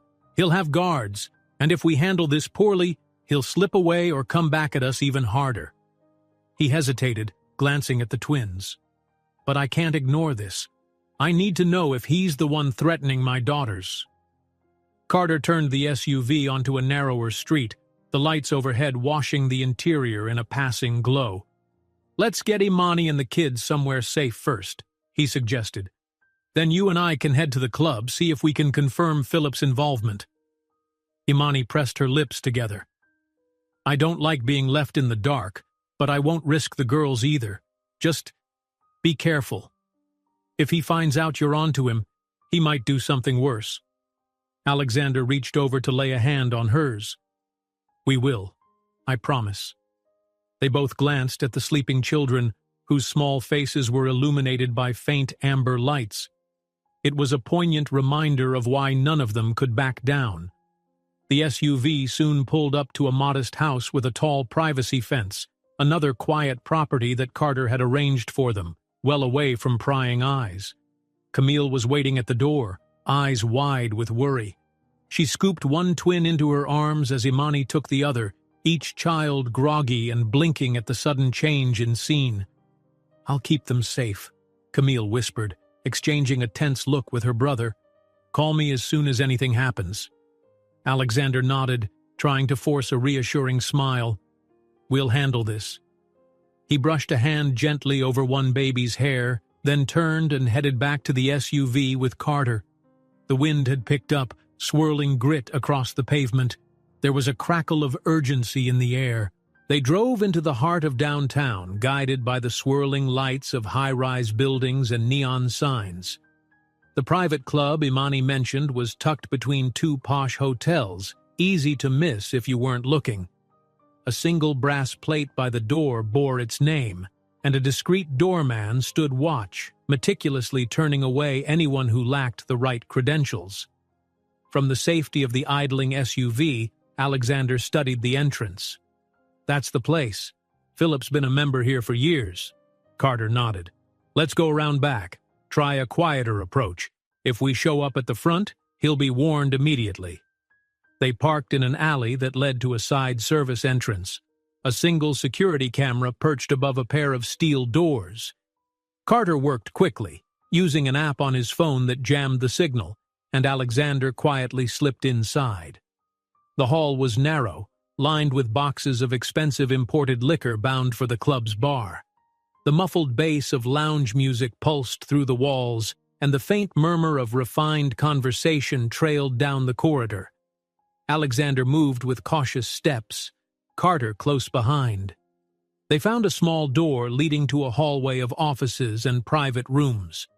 Past a decorative archway, Alexander glimpsed plush carpets, gleaming chandeliers, and the faint glow of a hidden jazz quartet entertaining the well-heeled patrons. He scanned each face in the crowd, but there was no sign of Philip. Then, at the far end of the lounge, a door opened, and out stepped a figure that made Alexander's heart jolt. Philip Whitmore. His uncle was dressed in a tailored suit that exuded quiet power, hair brushed back with a meticulous care that belied his years. He stood by a table with two men in suits, exchanging hushed words. Even at this distance, Alexander could read the hostility etched in his uncle's posture. Carter tugged at Alexander's sleeve and whispered, "We should watch from somewhere discreet. See if we can overhear anything." They edged along the perimeter of the lounge, carefully slipping behind a tall room divider made of carved mahogany. Through the intricate patterns, they could see Philip and his companions, but remain largely hidden. The trio spoke low, gesturing with intensity. Every so often, one man would nod as if confirming an agreement. Alexander's pulse thundered in his ears, and he inched closer. He managed to catch fragments of conversation, something about payments, stock manipulation, and the final push to dethrone him. The words stoked a simmering fury inside him. It was a betrayal on the deepest level, family seeking to sabotage him in the cruelest way. At one point, Philip let out a short laugh. "Whitmore Enterprises will be in my hands sooner than they think," he said, voice dripping with satisfaction. "Alexander's on the verge of cracking. Let him flounder with those twin brats. Next week, the board will have all the ammunition they need." Alexander clenched his fists. The confirmation stung worse than he'd expected. Carter laid a calming hand on his shoulder, silently urging him not to confront Philip outright. They needed more than just overheard words. They needed proof. If they could catch Philip in the act or record him, they might secure the evidence to stop his scheme once and for all. But before either man could move, one of Philip's companions glanced their way with a suspicious look. Alexander cursed under his breath. They slipped behind a velvet curtain that separated the lounge from a side corridor, pressing themselves flat against the wall. Footsteps approached, pausing only a few feet away. Heart pounding, Alexander imagined how badly things would spiral if they were discovered eavesdropping. After a tense moment, the footsteps receded, and Carter nodded for them to retreat.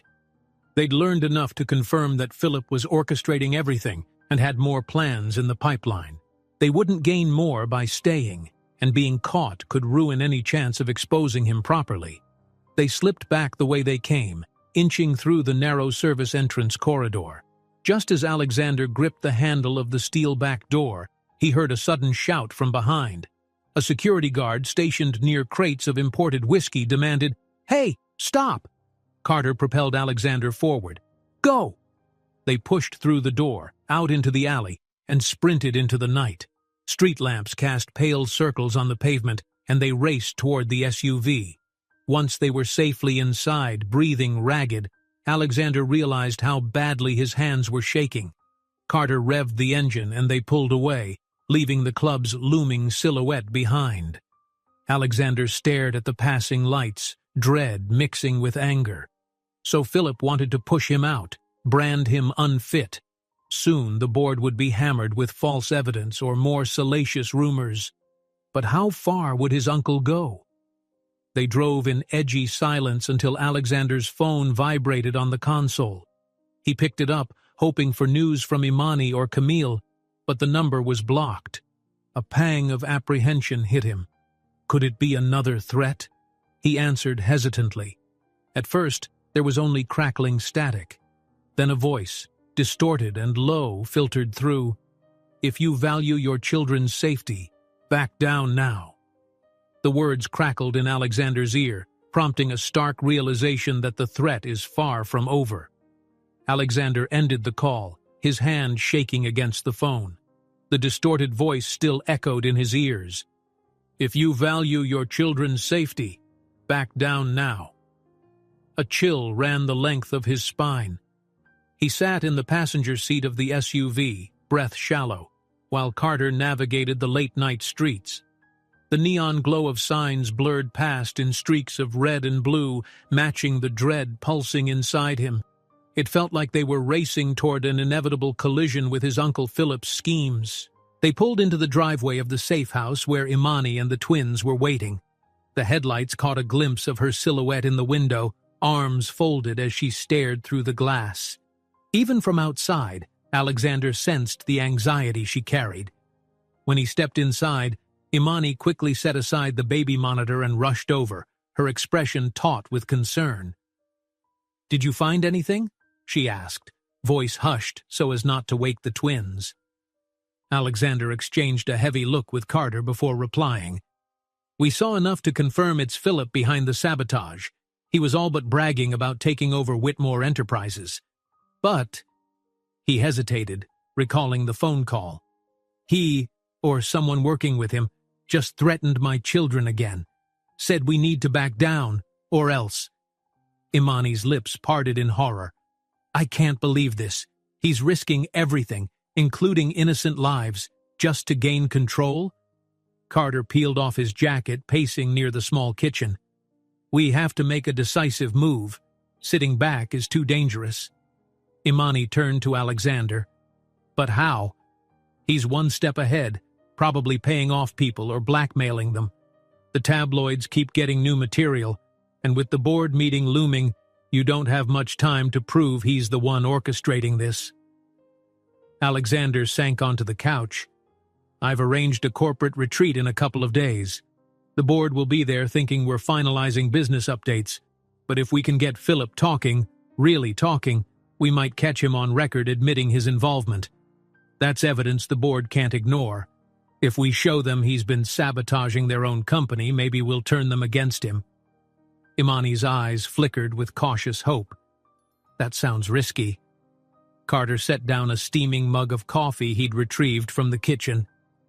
It is. If Philip suspects anything, he'll run the moment he senses a trap. We need to be careful. They spent the remainder of the night finalizing how to corner Philip without tipping him off. Alexander barely slept. Every time he closed his eyes, he heard that voice threatening his children, saw Philip's smug face, and felt the clock ticking down. By morning, he was wired and tense, haunted by worst-case scenarios. Still, he forced himself to dress in a crisp suit, determined to appear unshakable in front of the board. Imani prepared the twins for a short drive to Camille's place. They decided it was best to keep the girls away from any potential drama at the retreat. As she fastened one baby's seatbelt, her gaze darted to Alexander. I'll feel better knowing they're safe with your sister, but please, keep me updated every step of the way. He pressed a hand gently to her cheek. I will. I promise. Then he helped Carter load the car. Within minutes, they were on the road. Imani and the twins headed to Camille's secluded home, Alexander and Carter bound for the plush countryside resort where the board members waited. It was midday by the time they reached the retreat. The sprawling estate boasted manicured lawns, a sweeping driveway, and an elegant main building with tall windows reflecting green hills beyond. A few luxury cars were already parked, and Alexander recognized the license plates belonging to key board members. He could almost taste their skepticism in the air, everyone suspecting he'd lost control. Carter parked the SUV, and they stepped out beneath the vaulted entrance. Tall columns framed double doors that opened into a grand foyer filled with hushed conversation. Alexander scanned the room, spotting a small group from the board huddled near a table of refreshments. Marcus Reed glanced at him with measured impatience. Further off, Arthur Langley sipped his coffee, offering a tight nod of greeting. The tension was palpable. After a brief welcome session, the group settled into a private conference room, polished wood and plush chairs arranged around a long table. Windows overlooked a tranquil lake, providing a deceptively serene backdrop. Alexander took his seat at the head, his focus darting among the men and women who held his future in their hands. He presented a quick overview of corporate updates, trying to sound composed.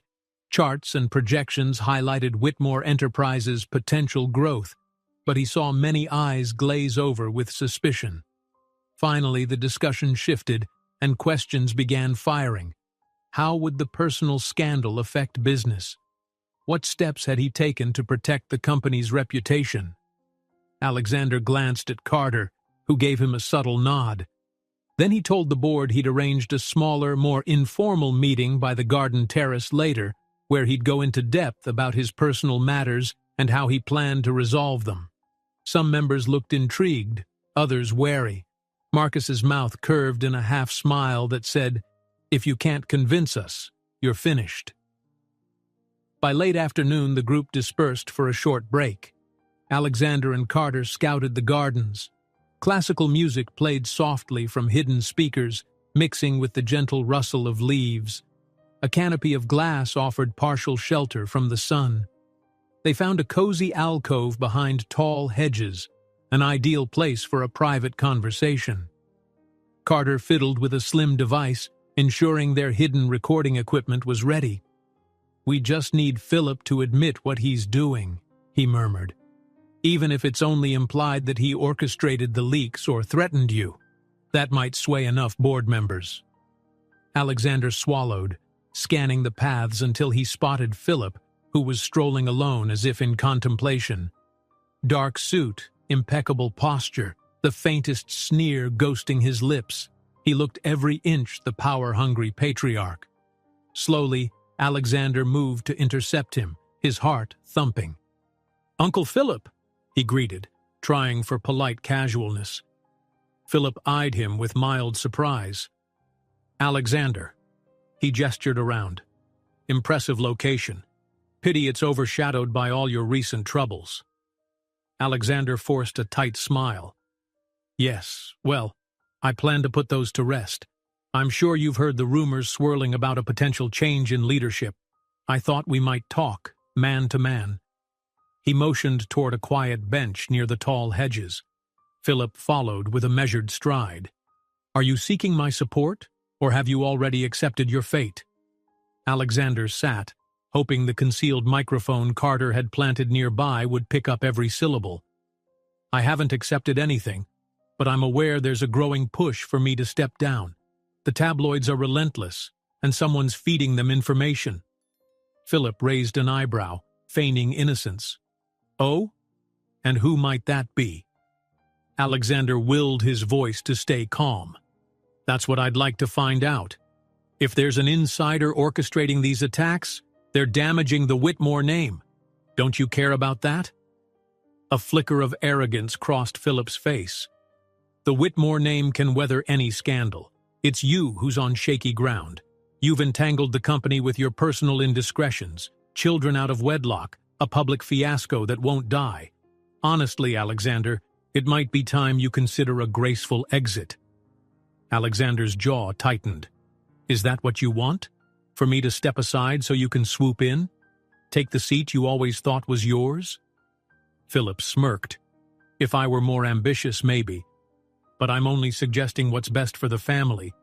And if certain forces are pushing you out, well, who am I to stop them?" His voice dripped with self-satisfaction. Alexander was about to press harder when a sudden commotion erupted behind the hedges. A pair of security guards rushed in, intercepting a figure in a dark hoodie. The scuffle drew Philip's attention away from Alexander. Instinctively, Alexander moved to see what was happening. Carter appeared from the opposite side, confusion etched on his face. The hooded figure broke free momentarily, sending a camera phone skittering across the ground. One guard lunged, tackling him to the manicured grass. Shouts escalated, drawing the curiosity of passing board members. Marcus Reed, hearing the noise, hurried toward the scene, eyebrows raised. Others followed suit. Philip's gaze darted from the fallen figure to Alexander. "What's going on here?" Alexander glanced at Carter, who retrieved the phone from the grass. The display still glowed with a video feed. Carter's eyes widened. "He was recording," he muttered, sliding the phone into his pocket. "Must be working with the tabloids, or with someone else." Chaos ensued as the subdued intruder shouted threats, claiming he had a right to be there. The board members whispered among themselves, startled by the intrusion and suspicious about who might have hired the spy. Philip looked momentarily rattled, though he concealed it quickly with a glower. Alexander seized the chance to slip away from the crowd and check on the hidden recorder. He found it on the bench, knocked askew. Heart sinking, he realized it was broken, perhaps by the same intruder. So much for a clean confession from Philip. Carter joined him, grimacing at the damage. Frustration rippled through Alexander. They'd planned to secure undeniable proof, but now the best they had was a tangled confrontation, an intruder with unknown affiliations, and a microphone in pieces. One misstep had brought everything crashing down, with half the board gathered around, whispering about the fiasco. Back at the main building, tensions soared. People demanded explanations. Philip slipped away, denying any involvement, leaving Alexander and Carter to manage the board members' concerns. Marcus Reed made it clear that unless Alexander diffused these scandals soon, the next vote would go against him. By the time dusk fell, Alexander and Carter regrouped in a smaller conference room, both exhausted. Imani called, anxious, wanting to know if the plan worked. Alexander's heart sank as he relayed the partial disaster, yet Carter cleared his throat and pulled out the camera phone from the hooded figure. He'd managed to salvage some of the footage. Something in the audio might help them, if they could isolate the snippet capturing Philip's voice. They played it over the room's speaker. Most of the recording was garbled, featuring the intruder's hurried footsteps. But amid the background noise, they caught a brief moment. Philip's tone, low and menacing, referencing the twins as a weakness he could exploit. It wasn't the full confession they wanted, but it hinted at his dark intentions. Alexander let out a weary breath, leaning against the table. It's not perfect, but it's something. Carter ejected the phone's memory card. We can clean it up, amplify it. It might be enough to raise doubts about Philip's motives. Across the line, Imani's voice trembled between relief and worry. They all knew the audio alone might not fully convince the board, but at least it could buy them time to build a stronger case. With the stolen phone and a partial admission, they were one step closer to confronting Philip openly. Carter set down the audio player, and in the lingering hush, the faint hiss of static underscored their uncertain victory. The team looked at one another, worn, rattled, yet still determined. Carter plays the salvaged portion of the audio. It's incomplete, but still contains Philip's veiled threats about the twins. The partial evidence might be enough, or it might fail entirely. Sunlight streamed through the thin curtains of the townhouse living room as Carter prepared a laptop on the coffee table. Alexander, Imani, and Camille formed a tight circle around him, tense yet hopeful that the audio clip they'd salvaged might finally offer a breakthrough. It was morning, but the mood felt anything but fresh. Exhaustion clung to them all, and the twins, although blissfully unaware, sensed the adults' tension and fussed more than usual. Carter clicked a file and a crackling noise filled the silence. The recording was brief and somewhat distorted, captured from the camera phone of the intruder they'd tackled at the corporate retreat. On the speaker, Uncle Philip's voice was low but unmistakable. Twins are an exploitable weakness, makes him vulnerable. Then background scuffling drowned out the rest. Camille leaned forward, hands clasped. It's not exactly a confession, but it's certainly not innocent. He's basically admitting he wants to use the children to destroy you. Alexander nodded grimly, raking a hand through his hair. Yeah, but we need more context, some direct link to the rumors or the sabotage. This snippet might not be enough to convince the board to side with me instead of him. His gaze drifted to Imani, who sat with her arms folded protectively. She swallowed, her dark eyes mirroring the anxiety everyone felt. So what now? The board is voting tomorrow. If you can't prove Philip is the one behind all these leaks, they'll use every rumor and scandal to push you out of Whitmore Enterprises for good. Alexander's jaw tightened. I've put too much into building that company. I won't let him steal it because of some power grab, but it's not just about the company. He glanced at the twins, one chewing on a soft rattle in a nearby playpen, the other dozing, her eyelashes fluttering with each soft breath. It's about protecting them from Philip's threats. A phone buzzed on the table, snapping their attention away. Imani picked it up with a slight tremor. Her face paled after a brief glance at the screen. Another article, she said, voice raw. They're calling me a gold digger again, saying I demanded hush money and leveraged the children to blackmail you. Camille's face fell. Those tabloids are relentless. I'm so sorry. Imani pressed her lips together, blinking back tears. I've tried to ignore it, but I can't. It's on every gossip site, every social feed. Even my friends and neighbors are seeing it, and I feel like I can't go outside without people whispering. Alexander reached for her hand. We'll clear your name, I promise. This is all Philip's doing. planting those stories so that we look like liars." She exhaled shakily, clinging to that reassurance. "I don't want to break down in front of the girls, but it's getting so hard to bear." Carter cleared his throat. "Let's focus on that audio one more time. I managed to clean it up a little. The question is, how do we use it effectively at the board meeting? If we spring it too early, Philip might turn it around on us." Alexander's gaze hardened. "We'll wait until tomorrow. When the board calls for a final vote, we present it alongside any other evidence we can dig up." Just then, as if on cue, Alexander's phone rang, an unknown number. He exchanged a concerned look with Carter, then answered. On the other end, a nervous voice whispered, "I work at Whitmore Enterprises. I know things about Philip and the rumors. We need to meet." A spark of hope ignited in Alexander. "Who is this?" The caller hesitated. "I can't say now, but I've got proof Philip bribed people to leak those stories. Meet me at the Riverside parking garage tonight, level 3, 11 o'clock. Come alone." The line clicked dead. Alexander stared at the phone in stunned silence. Imani watched him carefully. "Another lead?" He nodded slowly. "Someone claiming they have proof against Philip. Wants me to meet in a parking garage after hours." Carter's brow furrowed. It could be a trap, or it could be our best shot. Alexander glanced between them all. "I have to try. We can't go into the board meeting with only that half-baked audio." That evening, as dusk fell, Alexander prepared to leave for the rendezvous. Imani looked at him with dark concern. "You shouldn't go alone. Philip's capable of anything." He gave her a reassuring smile. "Carter will wait in the car, out of sight. I'll be careful." Soon, they were driving downtown under the orange glow of street lamps. The river flowed silently, reflecting the city lights in muted ripples.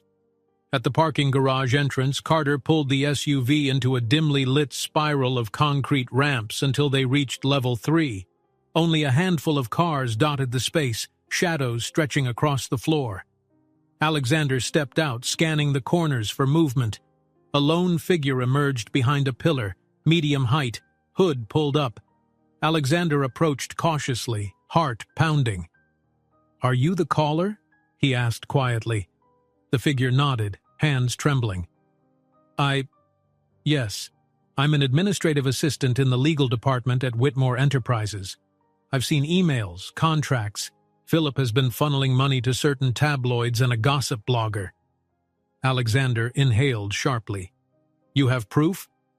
Wordlessly, the figure held out a USB drive. "Copies of documents, payment logs, anonymous bank transfers.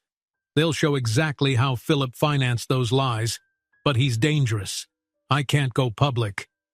Just as Alexander reached for the USB drive, headlights swept across the concrete, illuminating them. A black sedan screeched to a halt.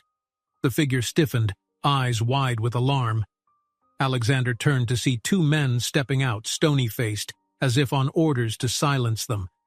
"Go!" Alexander shouted, rushing behind a cement pillar for cover as the men advanced. The assistant bolted toward the exit, nearly colliding with Carter, who had jumped from the SUV to intervene. One of the intruders lunged, but Carter blocked him, grappling in a swift, tense struggle. A metallic clank echoed as they knocked over a row of trash bins. In the confusion, Alexander snatched the USB drive from the assistant's hand. He shoved it deep into his jacket pocket, determined not to lose it. One of Philip's men turned on him, scowling with recognition. "Hand it over!" he growled, lunging forward. Alexander darted backward, adrenaline spiking. He managed to slam the man's arm aside, feeling panic and fury coiled together. Carter wrestled with the second attacker, managing to subdue him momentarily. "Alexander, get out of here!" he shouted, voice echoing. The enclosed space magnified every sound: footsteps, heavy breathing, grunts of impact. Alexander spun around. The administrative assistant was gone, presumably fleeing for safety. He had the USB, but all he could think of was how quickly this harmless meeting had turned violent. The first attacker tried to tackle him, but Alexander shoved him away, nearly losing his balance. Slivers of fear cut through him. Fear for the USB, fear that these men might do worse if they caught him. Out of the corner of his eye, he saw Carter struggle to keep the other assailant pinned. Quickly, Alexander darted to the driver's seat of the SUV. He jammed the keys in the ignition and shifted to reverse, glancing back just in time to see Carter break free and scramble into the passenger seat. Tires screeched as they peeled out, leaving the stunned attackers behind. Once they hit the main road, hearts pounding, Carter turned to Alexander with a breathless laugh of disbelief. That was close. Too close. Alexander nodded, hands gripping the wheel. They must have followed this person, or else they intercepted the call. Philip's men. They clearly know we're onto them. Carter leaned back, brushing sweat from his brow. At least we got the USB. That might be the final piece we need. Back at the townhouse, they burst inside with urgent footsteps. Imani sprang up, alarmed by their frantic expressions. What happened? I heard shouting on your phone before you cut out. Alexander drew her close. We got the proof, bank records, payoffs, everything on this USB. But Philip's goons showed up. Carter and I barely escaped. A trembling relief coursed through Imani. So you're okay? You weren't hurt? He nodded, chest still heaving. We're okay, just rattled. But this is it. If these documents show what the caller claimed, we can blow Philip's entire plan wide open. They gathered in the living room, where Camille had the twins quietly settled in an adjacent room. Carter plugged the USB into a laptop. For long minutes they pored over spreadsheets, email threads, and wire transfer receipts. It was more incriminating than they could have hoped.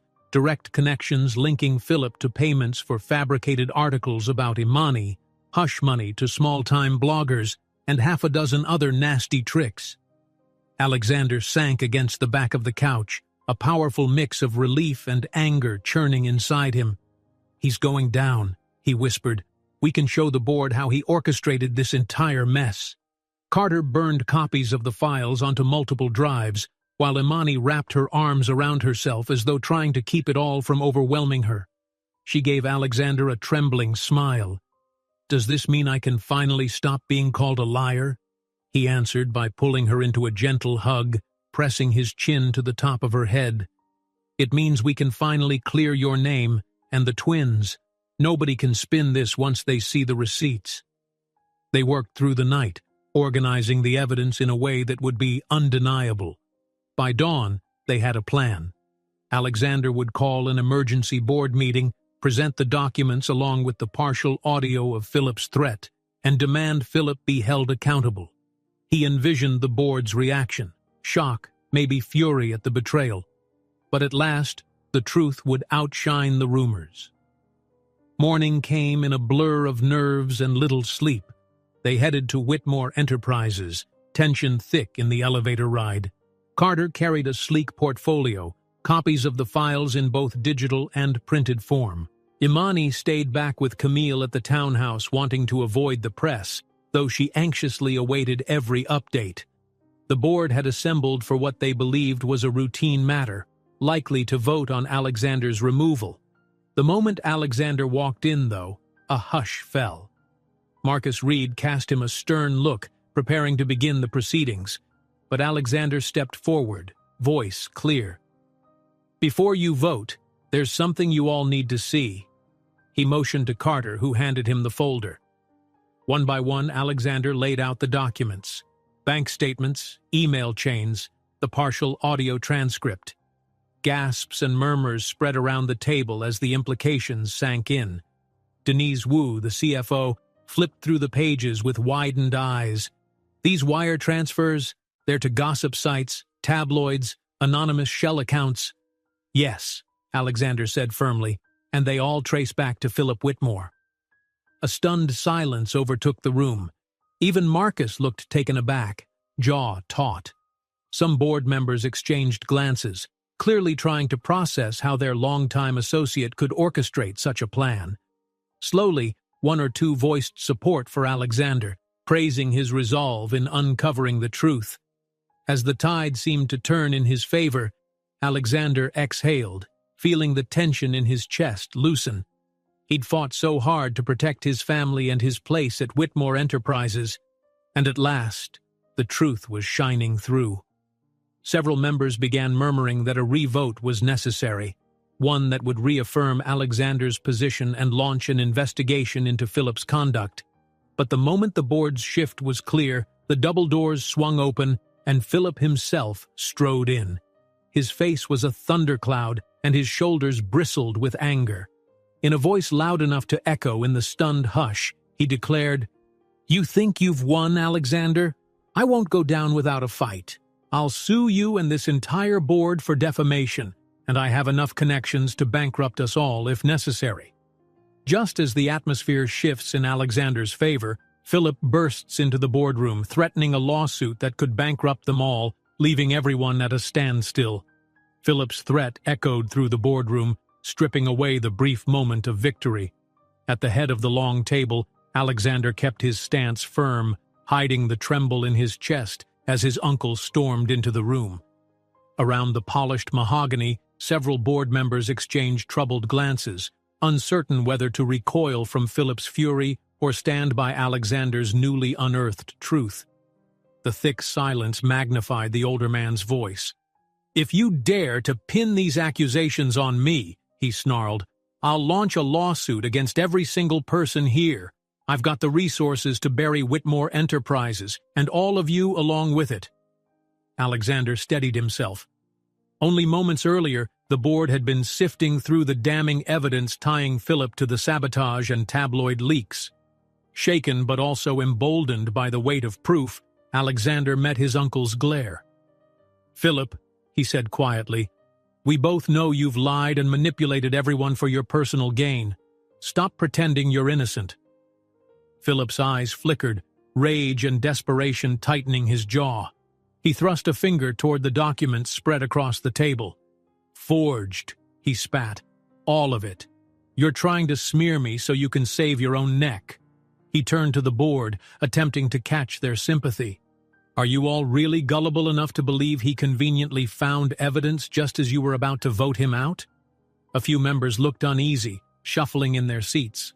Marcus Reed, who had often backed Philip's stance, cleared his throat. "We need to be sure of the facts before making any rash decision. Lawsuits would hurt our stock. That could ruin us." Alexander refused to buckle under the weight of those words. "I'm not forcing a rushed vote," he said, glancing around.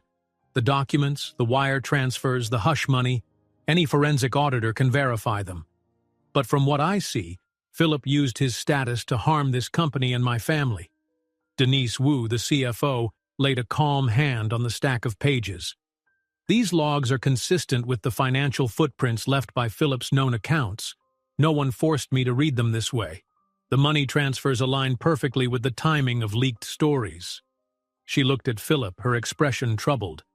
"Explain why your name is on half these wires." Philip's posture tensed, lips thinning. For a heartbeat, it seemed like he might launch another denial. Then, in a flash of anger, he tipped a glass of water onto the table, soaking some of the sheets. "I don't have to explain anything to you," he sneered. "This is all a scheme to discredit me." Confusion rippled among the board members, until Alexander spoke again, voice echoing in the hush. "I also have an audio recording. Not perfect, but it captures you admitting you planned to exploit my children." "Why lie about that, Uncle?" Philip's face flickered with dismay. He found no friendly gazes around the table, only a chorus of suspicion. Arthur Langley, one of the oldest members present, shook his head in weary disappointment. "This is an unprecedented betrayal. Philip, how could you risk everything for personal grudges?" Before Philip could lash back, one of the company's legal advisors rose from the corner of the room. "Mr. Whitmore," she addressed Alexander, "I'd recommend we move to a closed executive session, but under the bylaws, if you can prove malicious intent to sabotage corporate interests, we must freeze Mr. Philip Whitmore's board privileges immediately." Philip's scowl deepened. "You can't freeze me out of my own family's legacy." Alexander clenched his jaw, You tried to destroy the family name, to topple me from within, all while threatening to harm my children's future. You don't deserve a seat here anymore." There was no shouting, only a steely calm in his words that hung in the room like a final verdict. At that, the board quietly voted. One by one, they signaled their decision for an internal investigation and for Philip's immediate suspension from any participation in Whitmore Enterprises. A few who once wavered on Alexander's leadership now offered reluctant but firm support. Marcus, looking reluctantly convinced, simply shook his head at Philip's denials. "The evidence is too strong," he murmured. Seething, Philip glanced around in panic, furious to find no allies. He advanced on Alexander. For a moment it seemed he might lash out physically, but Carter, who stood by the door, stepped forward, blocking any sudden move. Holding Philip's gaze, Alexander mustered a steady breath. "I won't press charges if you leave peacefully," he said, "but come near my family again, and the law will handle you next." The older man clenched his fists, spitting curses under his breath, but realized he was cornered. His face etched with rage, he turned away from the long table and stalked out. His departure left a heavy silence in the boardroom, the only sound a slight dripping of water from the drenched papers on the table. One by one, the members let out shaky exhales, as though surfacing from deep water after nearly drowning in tension. Then, an unexpected ripple of applause rose. Soft at first, from Denise Wu, and then joined by others who recognized the magnitude of what had just transpired. Arthur nodded his approval. "Well done, Alexander. You protected the company." Alexander accepted the show of support, though a weary relief flowed through him more than triumph. "Thank you. Now we can finally move forward." Carter came up behind him and placed a hand on his shoulder. "We did it," he whispered. "Philip's done for." In a blur of relief and aftershocks, Alexander handled a few formalities with the board, ensuring that an official statement went out to quell any rumors about his removal as CEO. Then he left the building, stepping into the sunlight with Carter at his side. It felt like a fresh gust of wind rushed through his lungs, lifting a weight that had pressed down on him for weeks. They drove straight to the townhouse where Imani and Camille were anxiously waiting. The moment Alexander crossed the threshold, Imani stood from the couch, setting one twin down in a small playpen. "What happened?" she asked, voice quivering, half afraid of the answer. Alexander's lips curved in a genuine, weary smile. "Philip's exposed. The board is standing by me now. He tried to threaten everyone with lawsuits, but they saw through him. He's out." Imani sagged with relief, pressing a hand to her chest. Camille let out a short, triumphant laugh. "That's the best news I've heard in a long time." The twins, unsure why the adults' voices were so emotional, stared with round eyes. One grabbed a toy, the other clapped tiny hands, inadvertently reflecting the joy radiating through the room. Alexander crossed to them, kneeling and scooping one little girl into his arms. Her chubby fingers reached for his collar, as though happy just to have him near. He looked up at Imani, who had tears in her eyes, a mix of gratitude and exhaustion. "You're free," he told her softly. "No more lurking threats. No more tabloids calling you a fraud. Whitmore Enterprises will release a statement clearing your name, explaining the sabotage." Imani swallowed, tears slipping down her cheeks.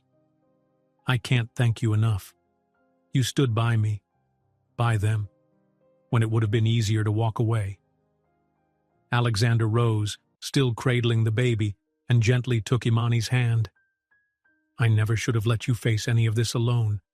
You've carried so much by yourself." Camille dabbed her own watery eyes, stepping away to give them a private moment. She hovered by the kitchen, smiling like she'd witnessed a victory that touched everyone in the house. Imani shifted closer, resting a palm on the sleeping twin's back. "So, what now?" Alexander let out a slow breath. "First, I make a public statement acknowledging my daughters. Not just a corporate announcement, something real. I want the world to see that they aren't a scandal to me, but my family. Then, life goes on.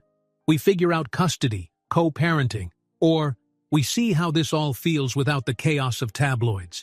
I'm here, and I'm not going anywhere." Her eyes flickered with a hopeful glow. "I'm all right with that plan," she said softly, stepping in to press her forehead against his. The quiet bond between them seemed stronger in that moment than any piece of paper or official statement could express. Carter cleared his throat lightly, returning from the front door with a grin that signaled the worst was finally over. Camille joined him, and the four of them stood in a circle of gentle warmth. The tension that once bound them in fear now gave way to the promise of a normal, if still complicated, life together. Later that day, Alexander held a short, carefully managed press meeting outside the townhouse. This time, there were no accusations and fewer flaring flashes of cameras. Accompanied by a couple of official bodyguards, he explained the sabotage orchestrated by Philip Whitmore, expressed gratitude for the board's renewed confidence in his leadership, and introduced the world, briefly with their privacy intact, to his twin daughters. Reporters, keen for any scrap of drama, found themselves surprised by the sincerity in Alexander's voice. He spoke not as a guarded CEO behind corporate jargon, but as a father proud to claim his children. The tabloids had no fuel left to twist. Over time, the scandal would fade, replaced by the next big story. That was the nature of the spotlight, and Alexander accepted it with relief. Back inside the townhouse, the living room pulsed with a quiet celebration. The tension had finally lifted, replaced by the normal chaos of two toddlers babbling at once. Camille soon departed with cheerful hugs, Carter left to handle a wave of new phone calls, and Imani settled onto the couch next to Alexander. Both babies were curled against them, content after a day of excitement. He turned to Imani, voice low. "I'm ready to do this right. No more secrets, no more lies, just a chance to build something real for these girls." She pressed her lips into a tender smile. "I'd like that," she whispered, placing a gentle hand over one baby's kicking foot. Alexander held the other twin, who drifted in and out of sleep, one tiny fist wrapped around his finger. The day had been long, harrowing, but it ended on a note he never thought possible. A sense that the future might be theirs to shape. He felt Imani's shoulder lean against his, found comfort in the soft hush of the little ones, and finally allowed hope to settle in. With a quiet laugh, he raised the baby high enough to see her yawn, her miniature face so precious it made his heart ache. Then he looked at Imani, whose eyes shone with the same relief and joy he felt. He murmured with every ounce of conviction in his soul, "We're in this together, always."